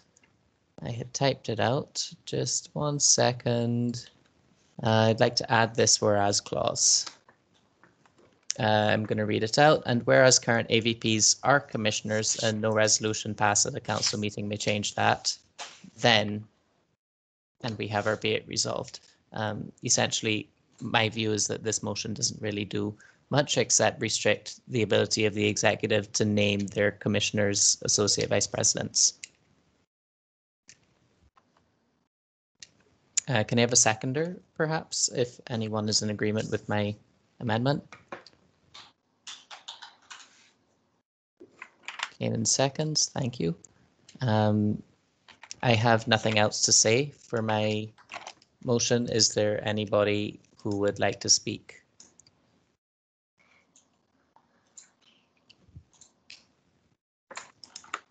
Kanan, go ahead. I'm kind of wonder what Megan's take on this is, because like while we're not really striking down the motion by adding this line, it does mean that while we're changing a procedure, but somewhere in the council it states AVPs are still commissioners. That just means like 2 or 3 years down the line, people might forget this, and then they might read AVPs are not commissioners, and then there might be issues arising then. Megan, go ahead. Yeah, so in my interpretation of the bylaws, I'm still confident that AVPs are not commissioners. So I am opposed to an amendment including a whereas clause as such. Okay, just give me a second. I gotta. Okay, Ben, and then Steph, and then Edward. Ben, go ahead. Thanks, John. I'm just wondering about the wording, whereas current AVPs are commissioners, and if that has any implications for future AVPs. I know that's like very hair splitty. This whole motion is hair splitty, so thank you for pointing that out, Ben. I'll just hopefully take it on consensus, certainly by myself and by Kanan, unless there's any objections from council to strike the word current. And if I may just add, like, maybe a bit more generally, like there is a definition in the bylaws for commissions, and the bylaw on the membership of council includes as non-voting resource members commissioners who are not defined in the bylaws, and like there's just a lot of like this whole commissioner question is really a can of worms, and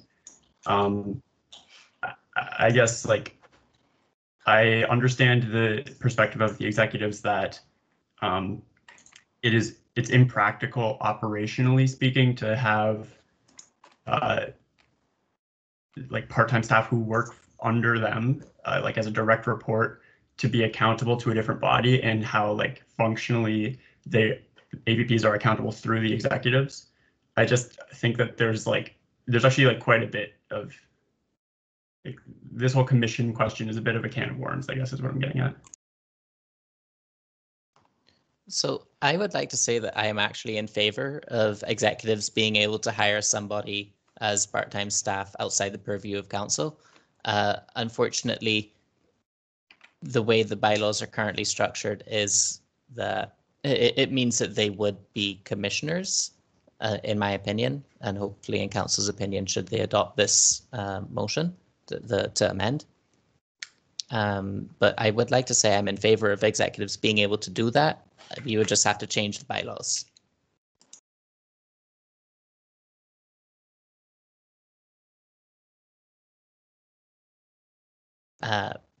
Ben, in their response to me. I'll just say I'm not sure that council is empowered to make interpretations of the bylaws. That responsibility is shared by the president and the chair. So just being aware of like the ability of council to make a decision to that effect. It's an interesting point. I'm going to think about that while. Okay, Abby, go ahead. I agree with Ben in that interpretation, and would actually take preference to Ben and I going back and deliberating on the interpretation of the bylaws and presenting that to council. as like I can't do a full interpretation, and Ben and I can't deliberate while we're sitting here on this meeting, because we would need to take some considerable time to kind of look at the bylaws and the accompanying policies and procedures. So my preference would actually be to table this and bring it back to the May meeting. Kanan, go ahead. I'm just going to point something out. While our bylaws don't have a definition for commissioner, our procedure does. And it says it shall refer to appointed any part-time or volunteer student responsible for a commission. And according to our bylaws commission, any employee or volunteer which works on it is a commission, is basically part of a commission. Any volunteer employee who directly responds to the president is a commission, basically, I think. Ben, go ahead. Thank you, John, and thanks, Cannon, for that definition provided in procedure. Totally respect that, and that's like, I agree functionally with that definition. The reason I brought up that our bylaws don't define commissioners is because the non-voting membership of council is explicitly includes commissioners, and I guess if the bylaws say that, like the definition for what that means should also be in the bylaws. And this is just, I'm kind of building the case that this commissioner question is bigger than this motion, I guess. I will note that commissioners is mentioned once in the bylaws, and all the other references are commission. So there's 7 references to commission and 1 reference to commissioner. It does, I agree, Ben, seem like splitting hairs, but I will continue to proceed through our speaking order, which is now Steph, I think. Hi. Just with regards to the amendment being put on the table here, it really feels as if it isn't getting at Megan's original point. I think in a comment made earlier, essentially, were that whereas statement to be added, it basically just means that exec aren't allowed to name commissioners, AVPs, which makes things, I guess, a little bit confusing. Like, would then I need to default all the AVP hirings into commissioners, or like would AVP need to be its own separate thing, of which there like, you know, currently isn't anything within the bylaws or whatnot to kind of like empower that. So, you know, essentially voting yes on this amendment renders the entire, I feel like the entire motion kind of mute there. And I guess one broader thing I would like to add that, I mean, is related to the motion more generally, but I think like given how the amendment functions, it's worthwhile me saying here. So currently I do agree that the way that our bylaws are structured makes it so that commissions or commissioners are directly accountable to council. And that's just, you know, that's just kind of like a given. That's like the way in which like our organization's like philosophy sort of works. But I guess there's sort of like a valid question of whether or not this should be the case, because there are shortcomings to this sort of approach in regards to HR and just like double accounting towards things. It makes things sort of complicated. So I do think that like, at least what I think Megan's getting at is that, you know, potentially we need to reevaluate this. And I would err more towards, I guess, tabling this and having a more in-depth look, because Ben is right. This is very much a can of worms. And I imagine that like were the motion as originally written passed, there's probably a lot of gaps within the bylaws that would then need to be fixed on a rolling basis as we realize them in the upcoming council meetings. And I would probably prefer just to have a broader sense of where everything needs to be fixed rather than having part of the bylaw saying this, part of the bylaw saying that. I think it's already sort of a little bit of a mess, but I don't want to. I would rather like fix the thing in one fell swoop as opposed to just like inching away at it and creating these weird inconsistencies. I would like to respond to that and say that, yes, I agree that this whereas clause makes it kind of, does kind of just make the entire motion, removing the ability of the exec to name their commission an associate vice president.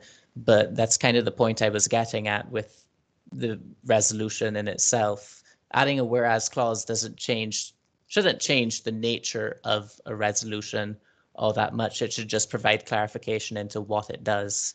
So I would say that the whereas clause has actually only really shown what the motion is doing. And if we're having this much debate on a whereas clause, not even what the motion's actually doing, just the interpretation of where the motion's going, we might need to revise having this motion done here. John, I would like to now give the floor to Matt, if it's possible. Sure. Sorry, I did just want to say that I think I was in the direct speak. I do want to keep that first tier slot open as well, but I did want to say that I think I was there after Edward's point, and I'm happy to wait till then. Matt can go ahead. I was going to do something else. So you can flip the order, if that's all right with both you, John and Matt. Sure. So I know we're speaking about the amendment in particular.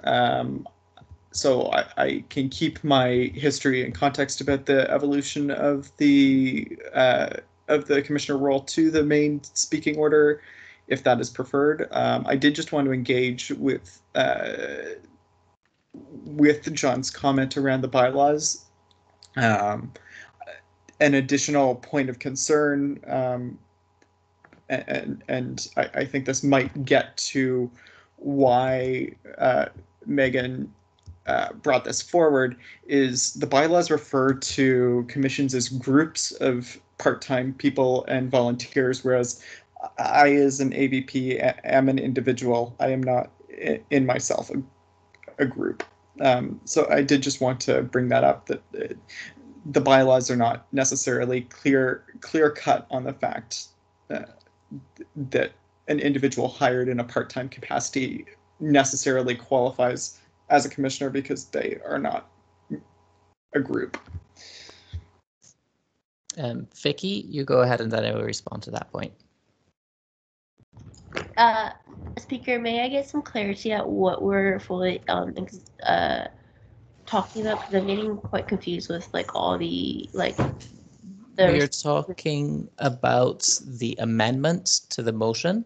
The amendment is to add the whereas clause that is in green, that is in blue on your screen. And I would, does that clarify for you? Yes, it does. Thank you so much. All right, no problem.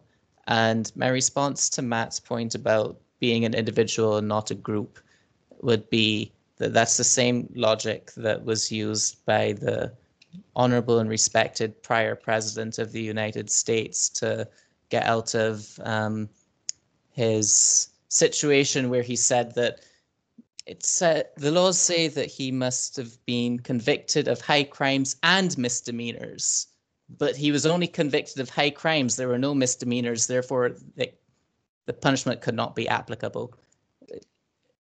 A group, an individual can qualify under this as a group. That would be my opinion. That comment doesn't make very much sense to me. I'm sorry. Matt, go ahead. Sorry, Kanan, go ahead. I was just going to say the definition of commission is a group of one or more So an individual is a group of one. As bad as it sounds, but that is an individual.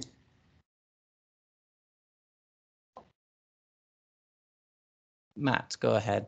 Then Abby. Wait. Then Edward, then Abby. Sure. That is a good point, John, and maybe I will then choose to bring in kind of a bit of the history around how commissions have evolved, because I think it does tie into why I brought this up. Originally, WUSA did have a number of commissions which were groups of volunteers. The Academic Affairs Commission was an example. My understanding is in the 90s, Council decided that based on the efficacy of the volunteers and a desire to put more effort towards doing work in a paid capacity towards the stuff that those volunteers were focused on, decided to move the commissions into being individuals who are paid, which is how we started having roles like the Academic Affairs Commissioner, which eventually last year, with changes in procedure, had this now weird dual reporting capacity that I don't know how I feel about. They used to be, actually just responsible to the VPs, and I thought that process worked fine, but that's just my own opinion. I'm trying to give the historical context here. And it was last year that we also introduced the AVP naming convention, or 2 years ago that we introduced the AVP naming convention, where people could be styled as a commissioner or as an associate vice president. I'm agnostic on this change in particular. I think that the other point that I would have spoken about is the fact that I do have, a very broad scope of responsibilities that fall under my capacity as an AVP. I would say that goes for my colleagues, at least within the education portfolio as well. Anon, interesting. So I don't know whether it makes more sense to have commissions narrowly tailored. All I would say is that there are a lot of people who do work part-time within the organization, a lot of them who were in the past directly responsible to executive, and it has never really been a cause for concern in my perspective. I hope that history might help inform the discussion, how originally commissions were groups of volunteers and then became paid individuals. I hope it just sheds light on why things are as messy as they are. It was because of that transition. That does help. Thank you, Matt. You can move now to Edward. Yeah, this was kind of going back to how this amendment is affecting interpretation of the bylaws. So I was going to move to table this to be the last item of this agenda, to give time for the president and the chair to work through an interpretation that is. I am John, talking with Ben about that as well. So may I respond? Yes, Abby. I'd like to have an opportunity to talk with Ben face to face, or I guess video call to video call, so that we can talk about this kind of more broadly. And so I would actually prefer that this is tabled to the May meeting and not the end of this meeting, because that would require me to leave this call and have a different call with Ben, and I don't believe that I should be leaving this call. If that makes sense, Edward. Okay, thank you for that. Then I don't move that, if that's all right with you, but I guess I'd actually prefer to table this to the end of this meeting, because I'm talking to Ben now about trying to find who does interpret the bylaws, where that power is delegated, and I think that once Ben and I have a discussion about that, then we can decide if to move it to the next meeting or to vote on it here at this meeting. Would that be okay with you both? John, my preference, as I said, is to table this to the May meeting. Okay, I'll go ahead and move to table this motion to the May regular council meeting.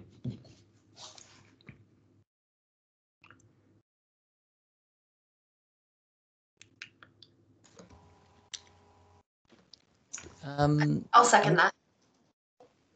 Thank you. Matt, go ahead. I just wanted to note that you probably want to table the entire motion, not just the amendment.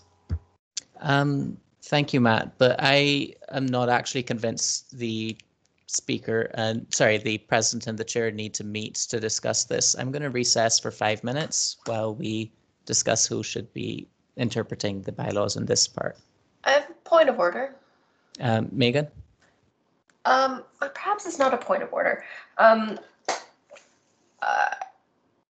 John, I think that you are within your rights as speaker to do that, but I think that it is inappropriate for you to do so on the basis that you disagree with pieces that have been said in this meeting. It would be more appropriate to discuss this motion. It would be more appropriate to discuss the motion to table because we need because we need the president and the chair to meet to decide how to interpret the bylaws when we aren't convinced that the president and the chair need to meet to discuss interpreting the bylaws. You think it would be more appropriate to do that motion than to defer? I think it is appropriate to 5 consider minutes. the motion to table to see what council would like, noting that as Ben explained, that this is a can of worms. It could potentially involve consultation with our lawyers, consultation with a governance consultant. It's not something that the president feels can be resolved in the course of this meeting.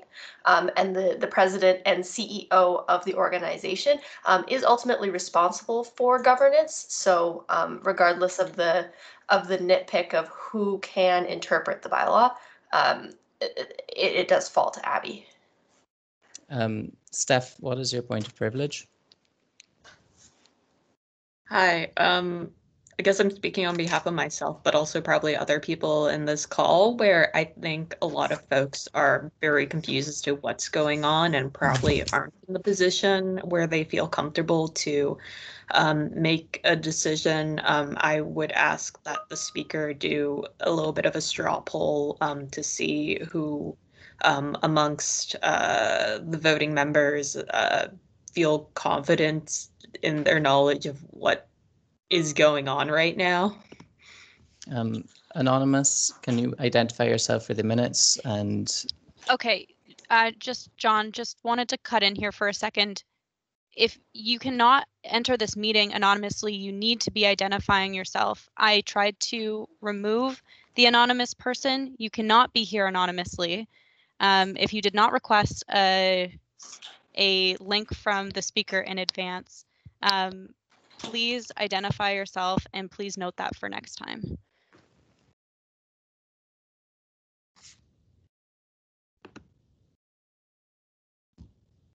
okay, please disregard the comment in the chat. I am going to move to I'm going to recess us for 5 minutes. If any councillor believes that I should not be doing so, feel free to have a motion to overrule me. I move to overrule the chair. Okay, thank you. Please elaborate. If that needs a second, I'll second. I move to overrule the chair because I don't feel a recess is in order because we've had a recess recently, so that can't be the reason. And I feel like if this discussion on this motion needs to happen, it should be happening at council, not privately separate from everyone else. Okay.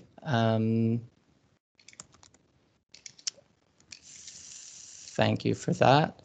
I will take that under advisement. However, I will give the response that I do think that the chair, president, and deputy speaker need to make a decision on whether or not council can in fact interpret the bylaws, because it is my belief that council can. It seems to be the chair and president's belief that council can't, and I don't think we can move forward in this meeting, well, in this motion, if we don't have an understanding of whether or not council can interpret its own interpret the bylaws of the organization.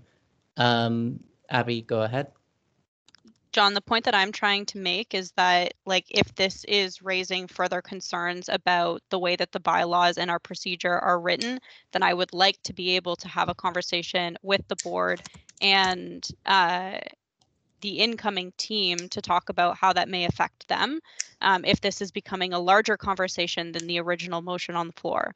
So I would ask that this be tabled to the May meeting, not to have conversations offline with just Ben and I, but to allow the board and the incoming council to kind of make that decision about how they want AVPs to be stylized, and for the chair and the president to put together a more fulsome report on what that would actually look like. I don't think it matters what the incoming council wants, because part of the motion that was the amendment is that no resolution passed at council can change that. So whether or not council wants to do that doesn't matter. It's John, I'm asking for the motion as a whole, like everything, Megan's original motion, including your amendment, if passed.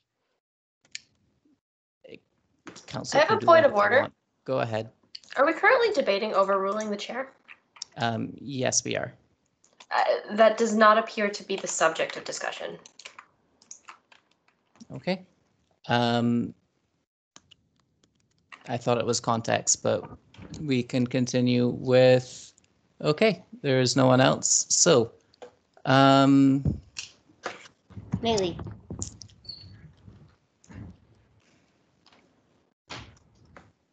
I will withdraw my motion to recess, and I will move forward with the interpretation that council can interpret its own, well, the bylaws of the organization. In that case, we remain at the amendment to the motion. John, I believe we're at the motion to table. I've withdrawn that motion. No. That was my motion. Oh, sorry, motion to table. Okay. Okay. Motion also, the motion. Oops, sorry.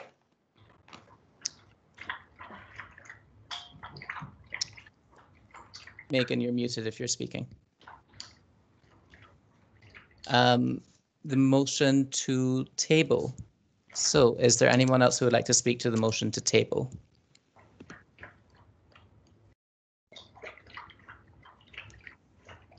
Okay, seeing none. I believe there's some contention here. So motion to table.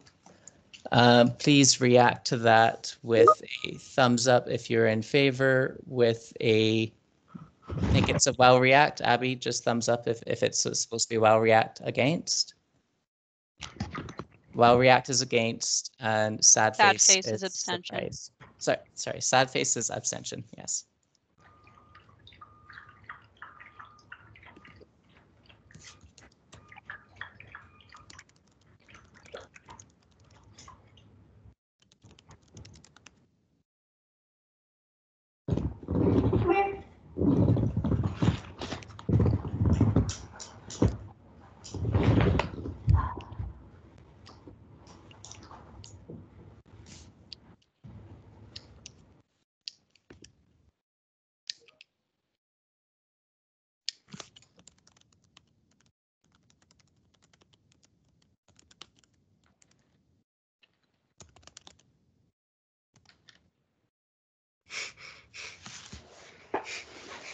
Okay, so the motion passes.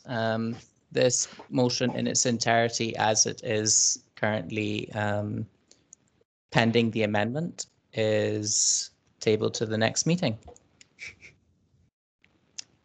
We move on to undergraduates. Actually, I'd like my vote noted in opposition. I will send a note at some point. Is there anyone else who would like their vote noted?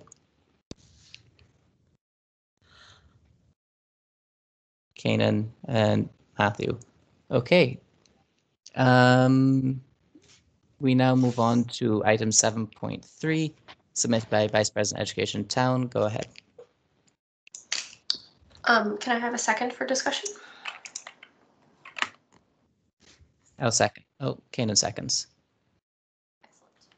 So as I've talked about in previous meetings, UCREW is in the process of incorporation, which means that in order to continue to work with UCREW, we must become a formal member of the organization. This is an act that the board has the power to do, but as kind of the highest advocacy body within WUSA, I would like to ask council to recommend to the board that we join UCREW based on the successful track record of advocacy and value that we get from being a part of the organization.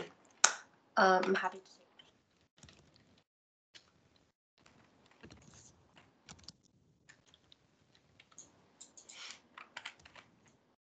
to Abby. Oh, sorry, Steph. No, wait. What? Steph, you can't second. Are there any questions for Megan? Kanan, go ahead. Megan, I saw one of the recent changes that were made to the bylaws under membership conditions, and it said any undergraduate student organization that does not belong to a U15 post-secondary institution but is deemed similar enough to justify membership in the corporation can be accepted by unanimous resolution of the board. From what I remember, this was not part of the original constitution, and one of the questions which I asked, I believe it was Mackenzie when she came to board to discuss UCREW bylaws, was how are you going to differentiate yourself from CFS? And one of the reasons that they said is that our membership will be capped at maximum of 50 institutions, so we won't grow too large that our institution don't feel any value in our membership. And now I see this. May I respond? Yes, Megan. So this was a provision that was added by another member school, simply to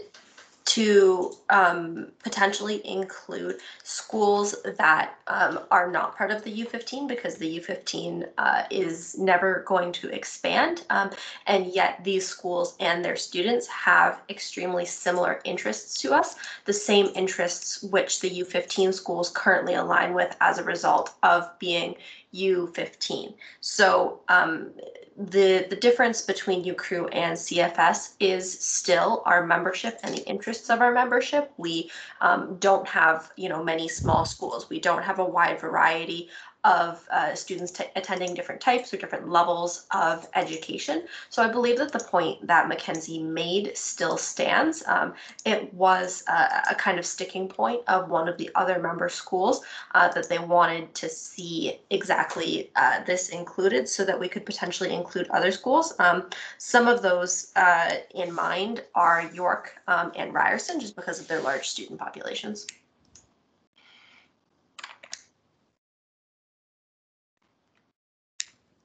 Kanan, go ahead.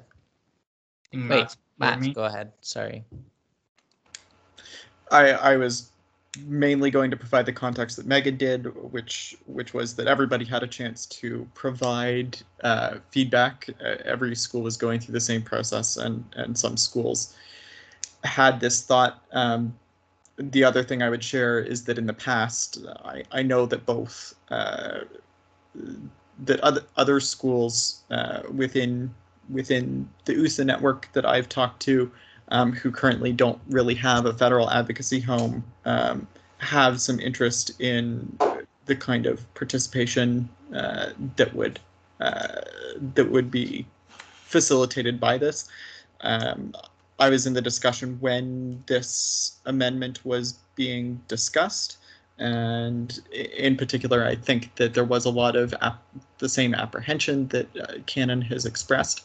I think that the reason, I think that was the reason why this unanimity clause was put in.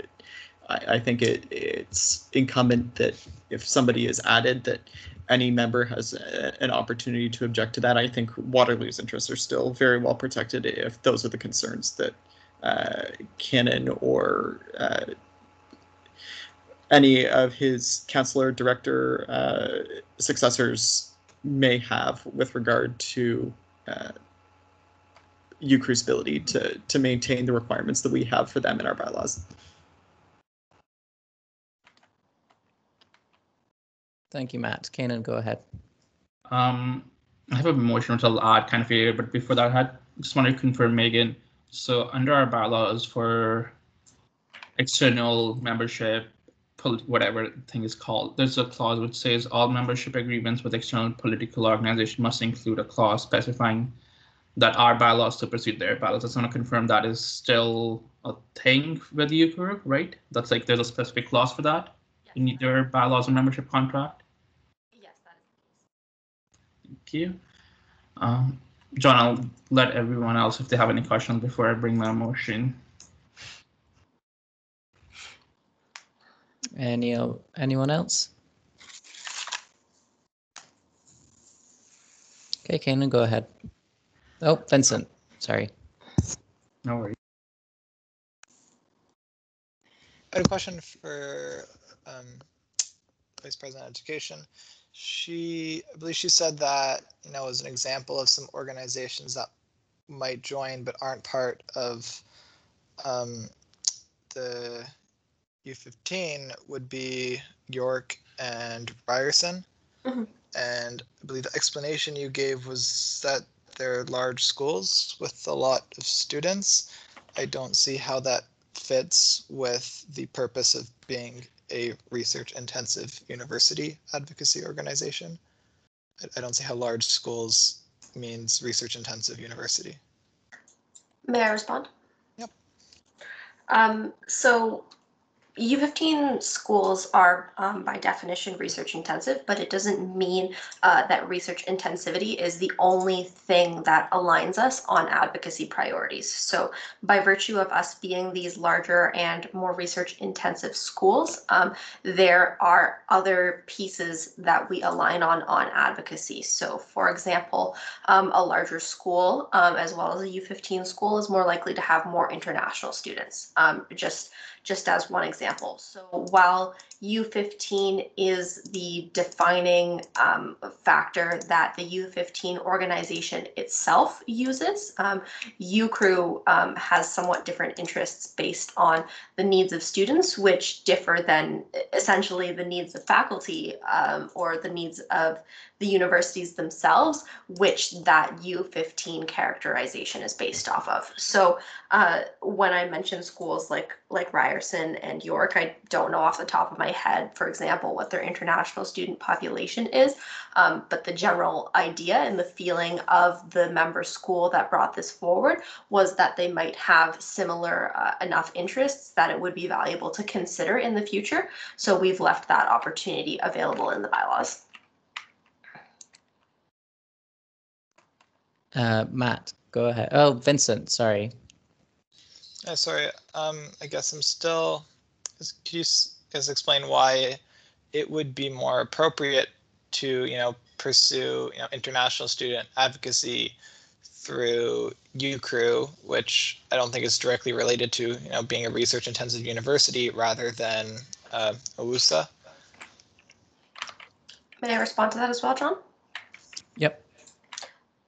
So the reason why we don't pursue all advocacy that is specifically relevant to us individually is usually a matter of capacity. So there's a lot of regular job duties in my portfolio and in my ABPs that mean that we can't go full steam on everything all the time.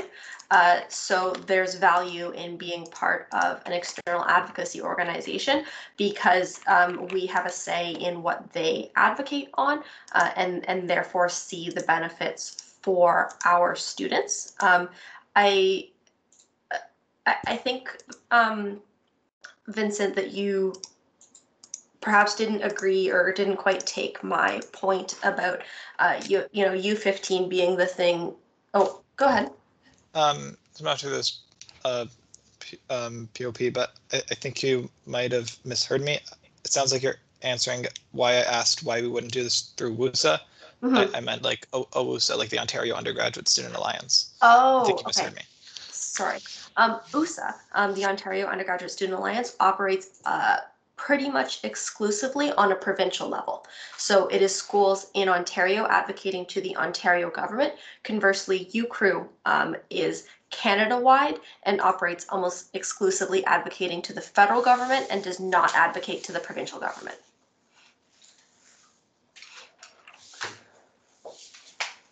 Thank you, Megan. Go ahead.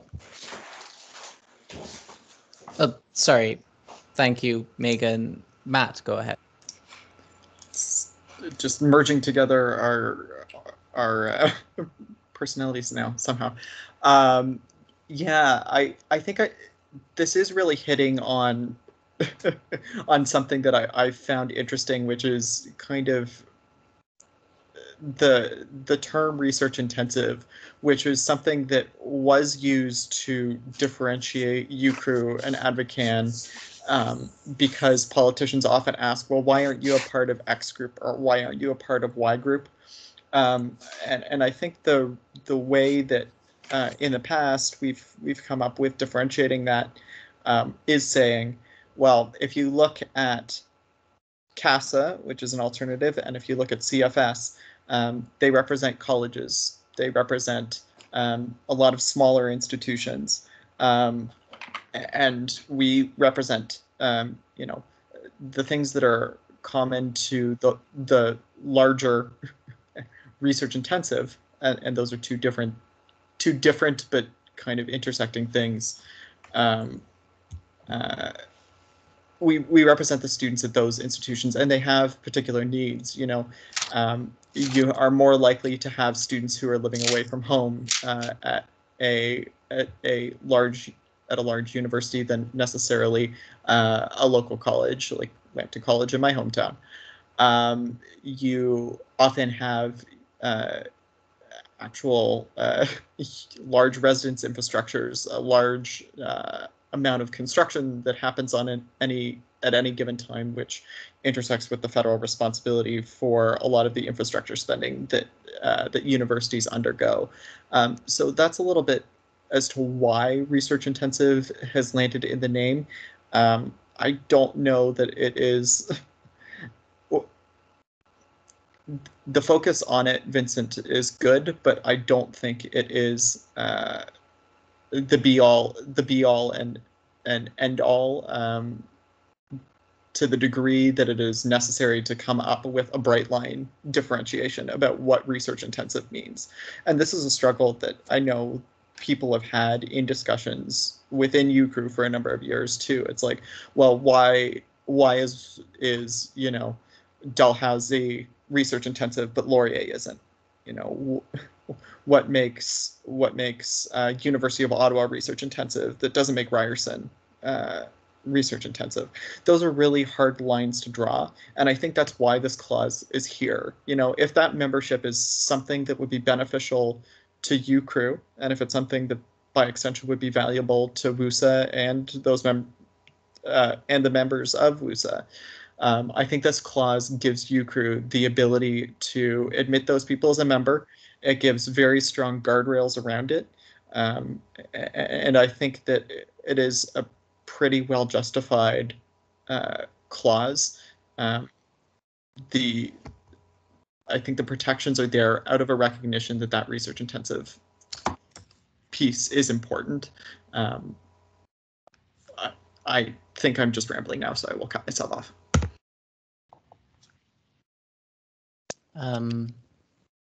I'll take Stephanie's point of information, then Vincent's.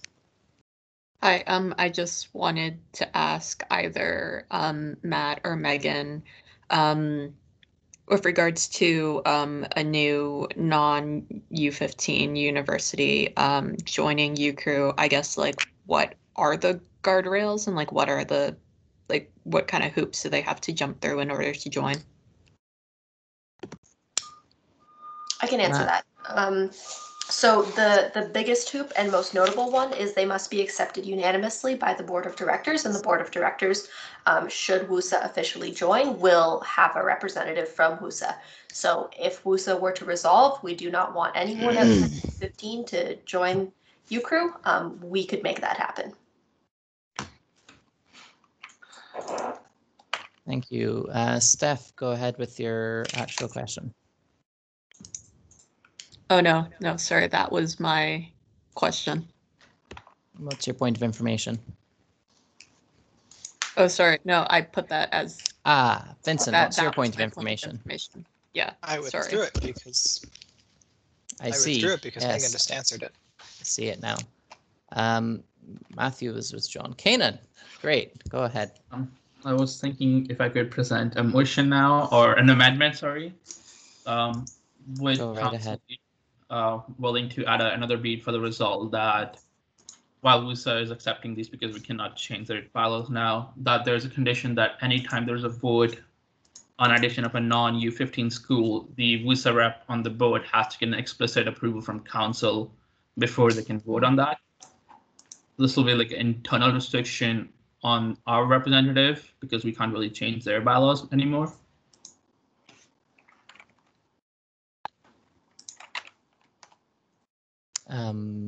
Megan, go ahead.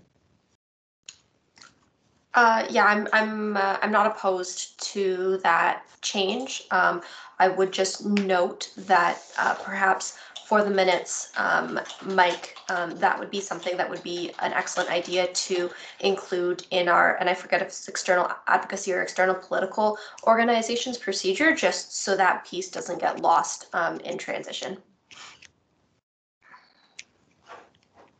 Thank you, Megan. Are there any other questions?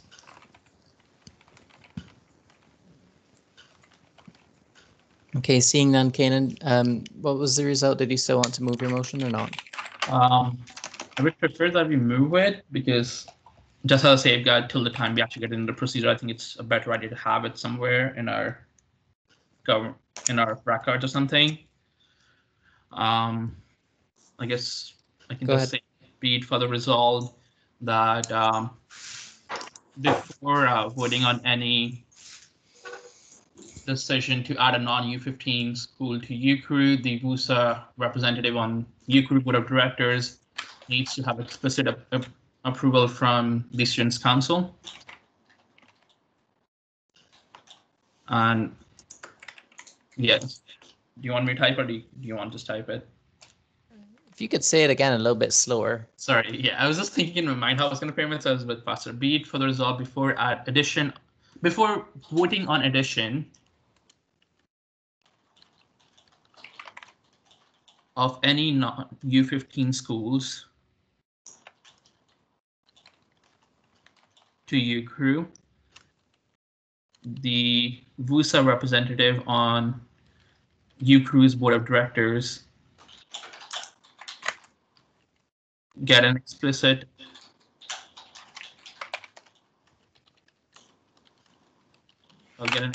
mandate from the Student Council or approval works, yeah. And okay. Just another beat for the result, just because we also want to add the procedure that beat for the result, this condition be added to our external membership in external political organization in future. Something is that something that council can say? I'm not really sure. It's a mandate to an executive. I don't see why not, especially if it's codified in procedure later. But the question of if I can interpret the powers of council is another, perhaps, wormhole. John, I think this is not a policy, it's a bylaw change. I'll have a look. It's membership in external political organization, Article 13 of the bylaws.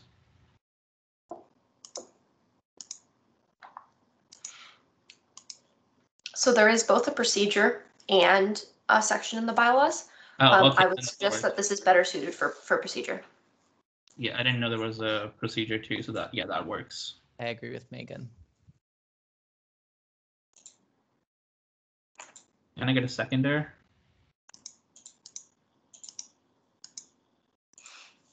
I'll second it for the sake of having other people discuss it. I will note the bylaws would need an update because we would have we would automatically add a section 1.1.a, sorry, 1.1.b being UCRU. But fun fact, we can continue. Kanan, go ahead.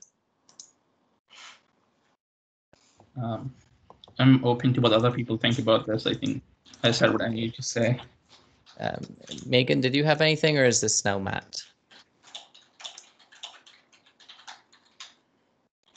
I'm content to yield to the speaking order. All right, Matt. I think the bylaws just automatically update. Yeah, that's what I said, Matt. Yeah. Vincent.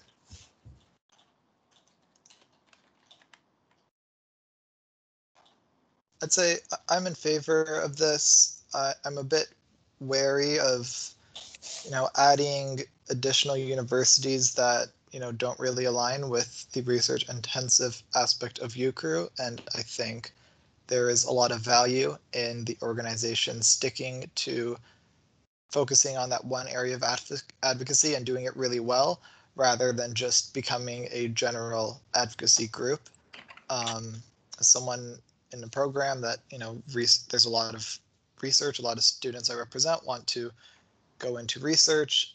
I think there is a lack of advocacy in that area, and I think it would be a good thing to have an organization dedicated specifically for research institution advocacy. And this amendment will help stick to that purpose.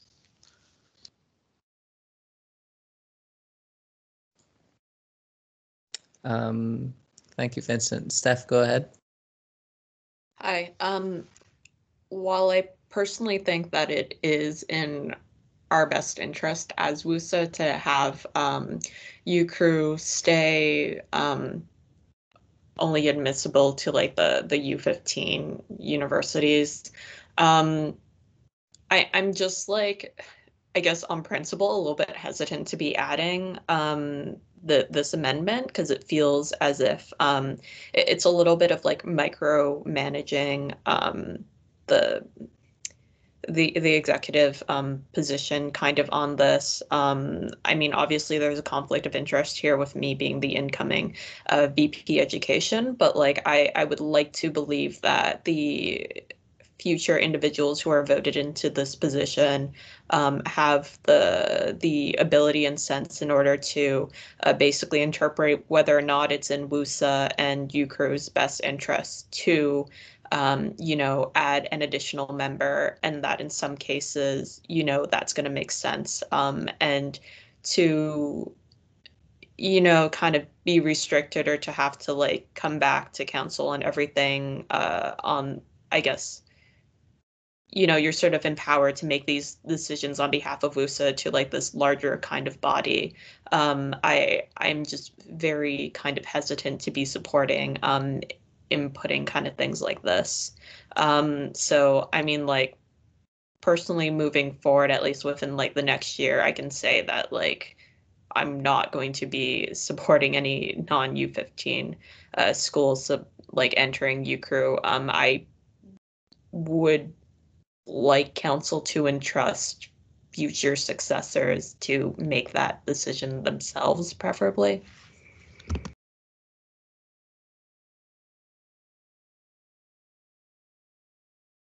Thank you, Steph. Are there any other comments?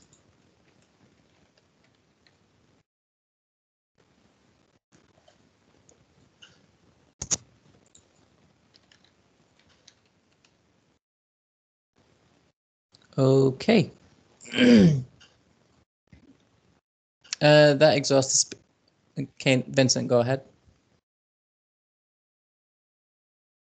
Well, I appreciate the environment counselor's concerns.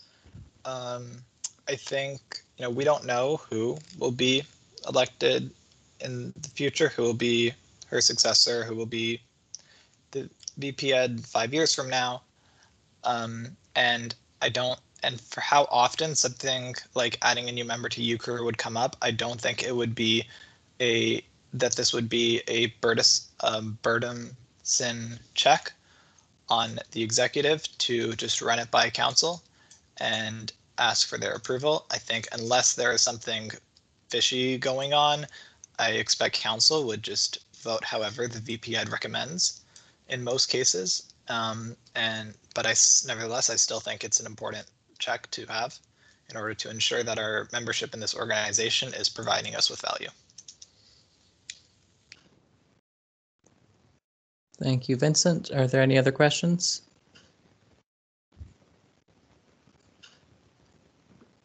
Okay, seeing none, and given the contention on this, I will add this for another vote. I'm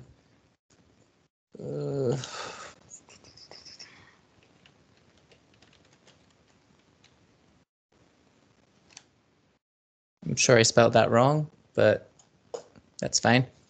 Thumbs up to my message if you're in favor, well react if you're against, sad face if you're abstaining.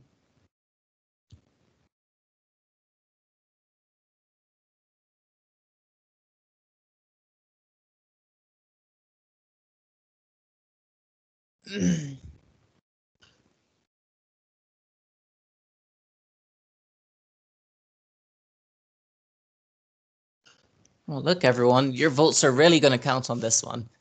We're almost tied 3-3-3. Oh, we're tied 3-3-3. This is great.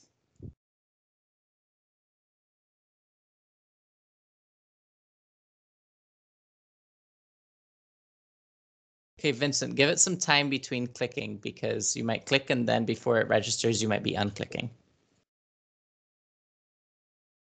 Hover over wherever you're trying to vote, and you can see what it says if your vote has been registered. It doesn't seem to be getting registered. Okay. I'm going to try restarting Microsoft Teams. Wait, before you do that, what's your vote? I said like React. I'm in favor of this amendment. Ah, like React, not like React. Okay, thanks.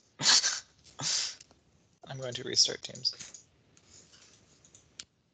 Wow, we're tied 4-4-4. This is exciting, guys. Come on. Oh my goodness. Gallery, I would stop ask using the chat. members of the gallery to stop using the chat. We're voting. Delete a message. Same problem. You'd like to like React. Thank you, Rebecca. Same problem. Count as a vote in favor. So that is 3 votes in favor that aren't counted in this tally. I'm going to give everyone another 10 seconds to either message and say you're having trouble or to get the React done. Currently it is 7 to 5 to 6.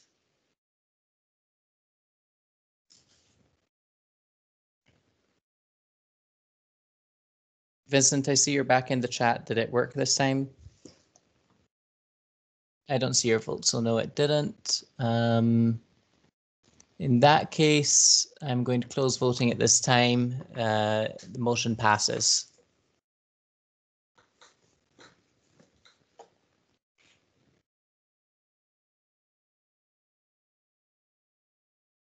Kanan noted in favor. Thank you, Kanan. The motion is amended. We are now back to discussing the main motion as amended. I don't have the speaking list. Don't think I've been. No, we haven't been maintaining that for this one. John, I don't think there was anyone left on it. Abby, go just ahead. address the assembly quickly. If you're a member of the gallery or just a counselor in general, like I will not be taking your apologies for writing in the chat. You've received warnings, you know the rules for meetings. If there is something that you need to add to the discussion, you can message myself privately. I'm monitoring various chats. You do not need to write in the chat you have been told multiple times, so I will not be taking "sorry, Abby, for writing in the chat" as an excuse for continuing to write in the chat. Thank you, Abby. Is there any further discussion on this motion as amended?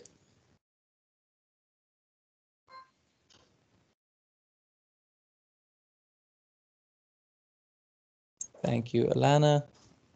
Thank you, Vincent. Okay.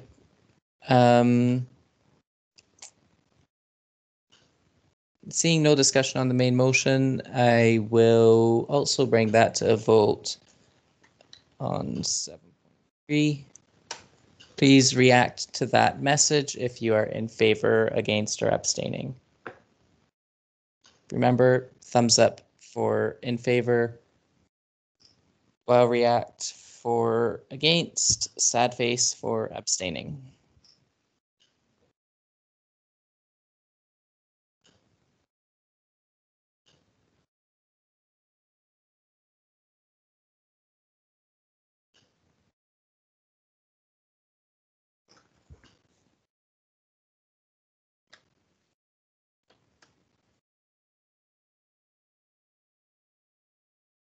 Okay, seeing things overwhelmingly in favor, I'm going to move us along merrily. Message in the chat if you would like your vote noted.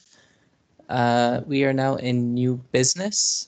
If that wasn't clear, the motion passes. We are now in new business. Is there any new business?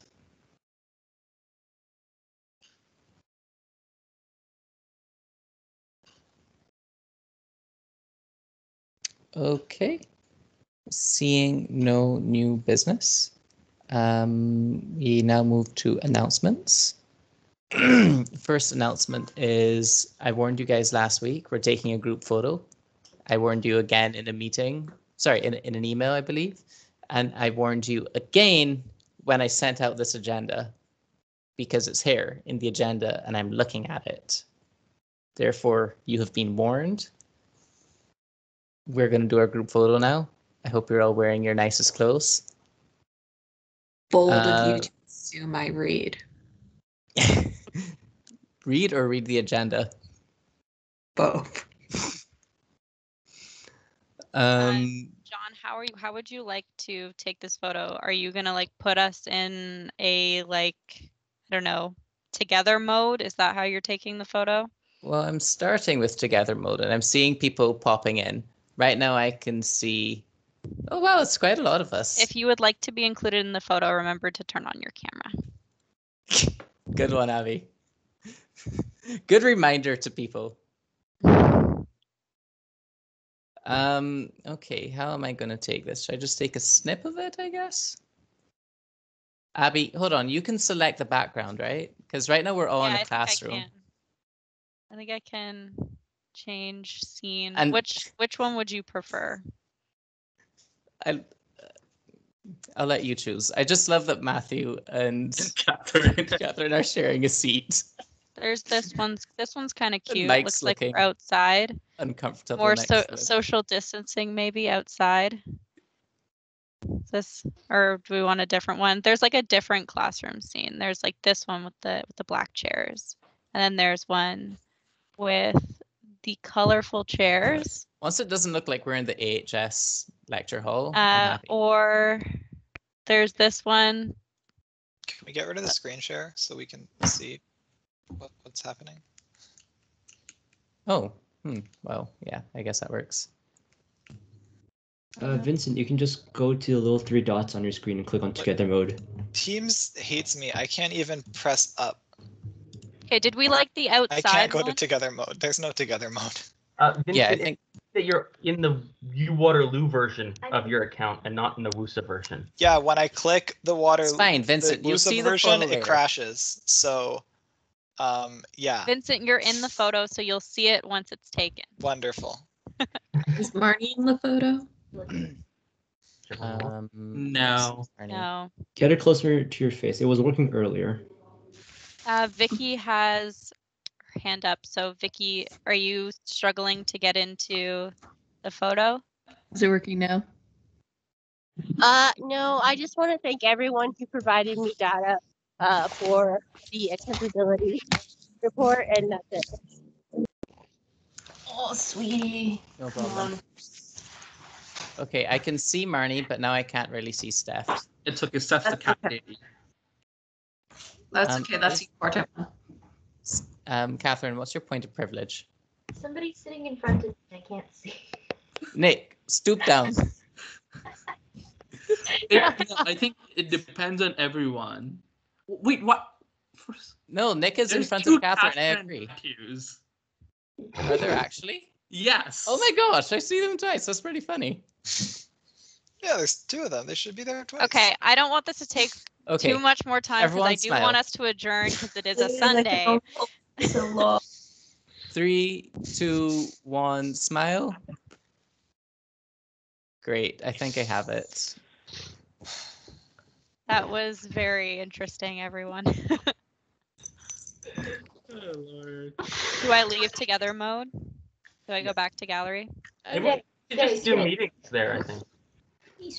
We don't have anything else to do except adjournment. Do you have any announcements, Abby? Yeah, I just want to remind any incoming, returning, or any of the society presidents who are on this call who need to check their emails to, well, also first I'll ask everyone to mute themselves while I'm speaking. But just reminding incoming, anybody who's returning, and the society presidents to check their emails. They've received the schedule for training for next weekend to their personal email. That did not go out to the council mailing list. It just went to those who are invited to the training. So please make sure that you're forwarding that information over to people who need that information. That would be specifically the incoming society presidents and their designates. So make sure that information is getting there. And Carly, just like on your note, please make sure that Julian is sending that information over and just follow up with him. I think that that's pretty much it. I guess I'll just close and say thank you, everyone, for your hard work this year. This has not been the year that any of us imagined. It was kind of sad that I didn't really get to meet any of you in person. I would have very much enjoyed working with everyone in person in small meeting rooms, but noting that that probably won't be possible for another couple years, I'm glad that we were able to convene online and try our best with these meetings. I know that they're rough. We're still learning how to use Microsoft Teams to the best of its ability, but I am pretty excited to see how the incoming team works with council, as there's a lot of learnings and opportunities to improve from this past year.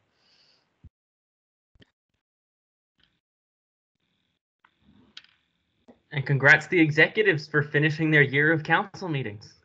Yeah, lucky you. So you for having a whole year of it left. I'm surviving.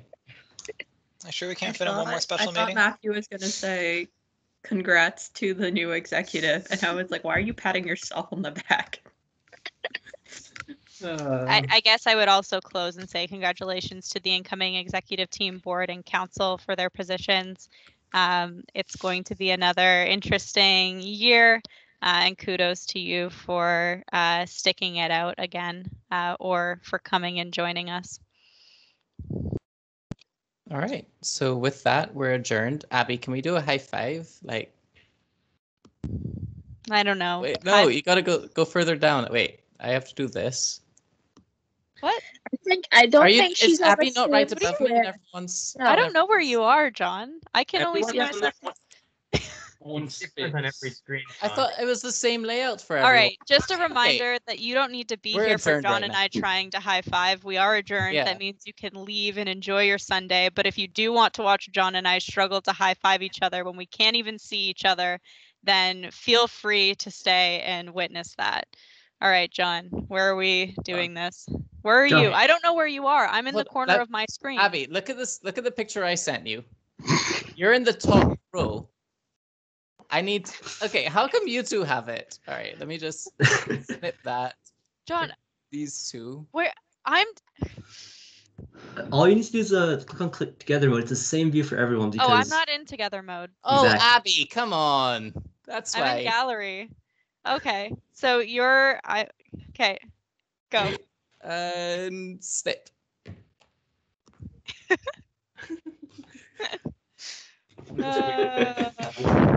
I am just Aiden, you're so all the way happy that this meeting is over. Oh, we're Kaden, still you have to launch a high recording. five. Stop recording.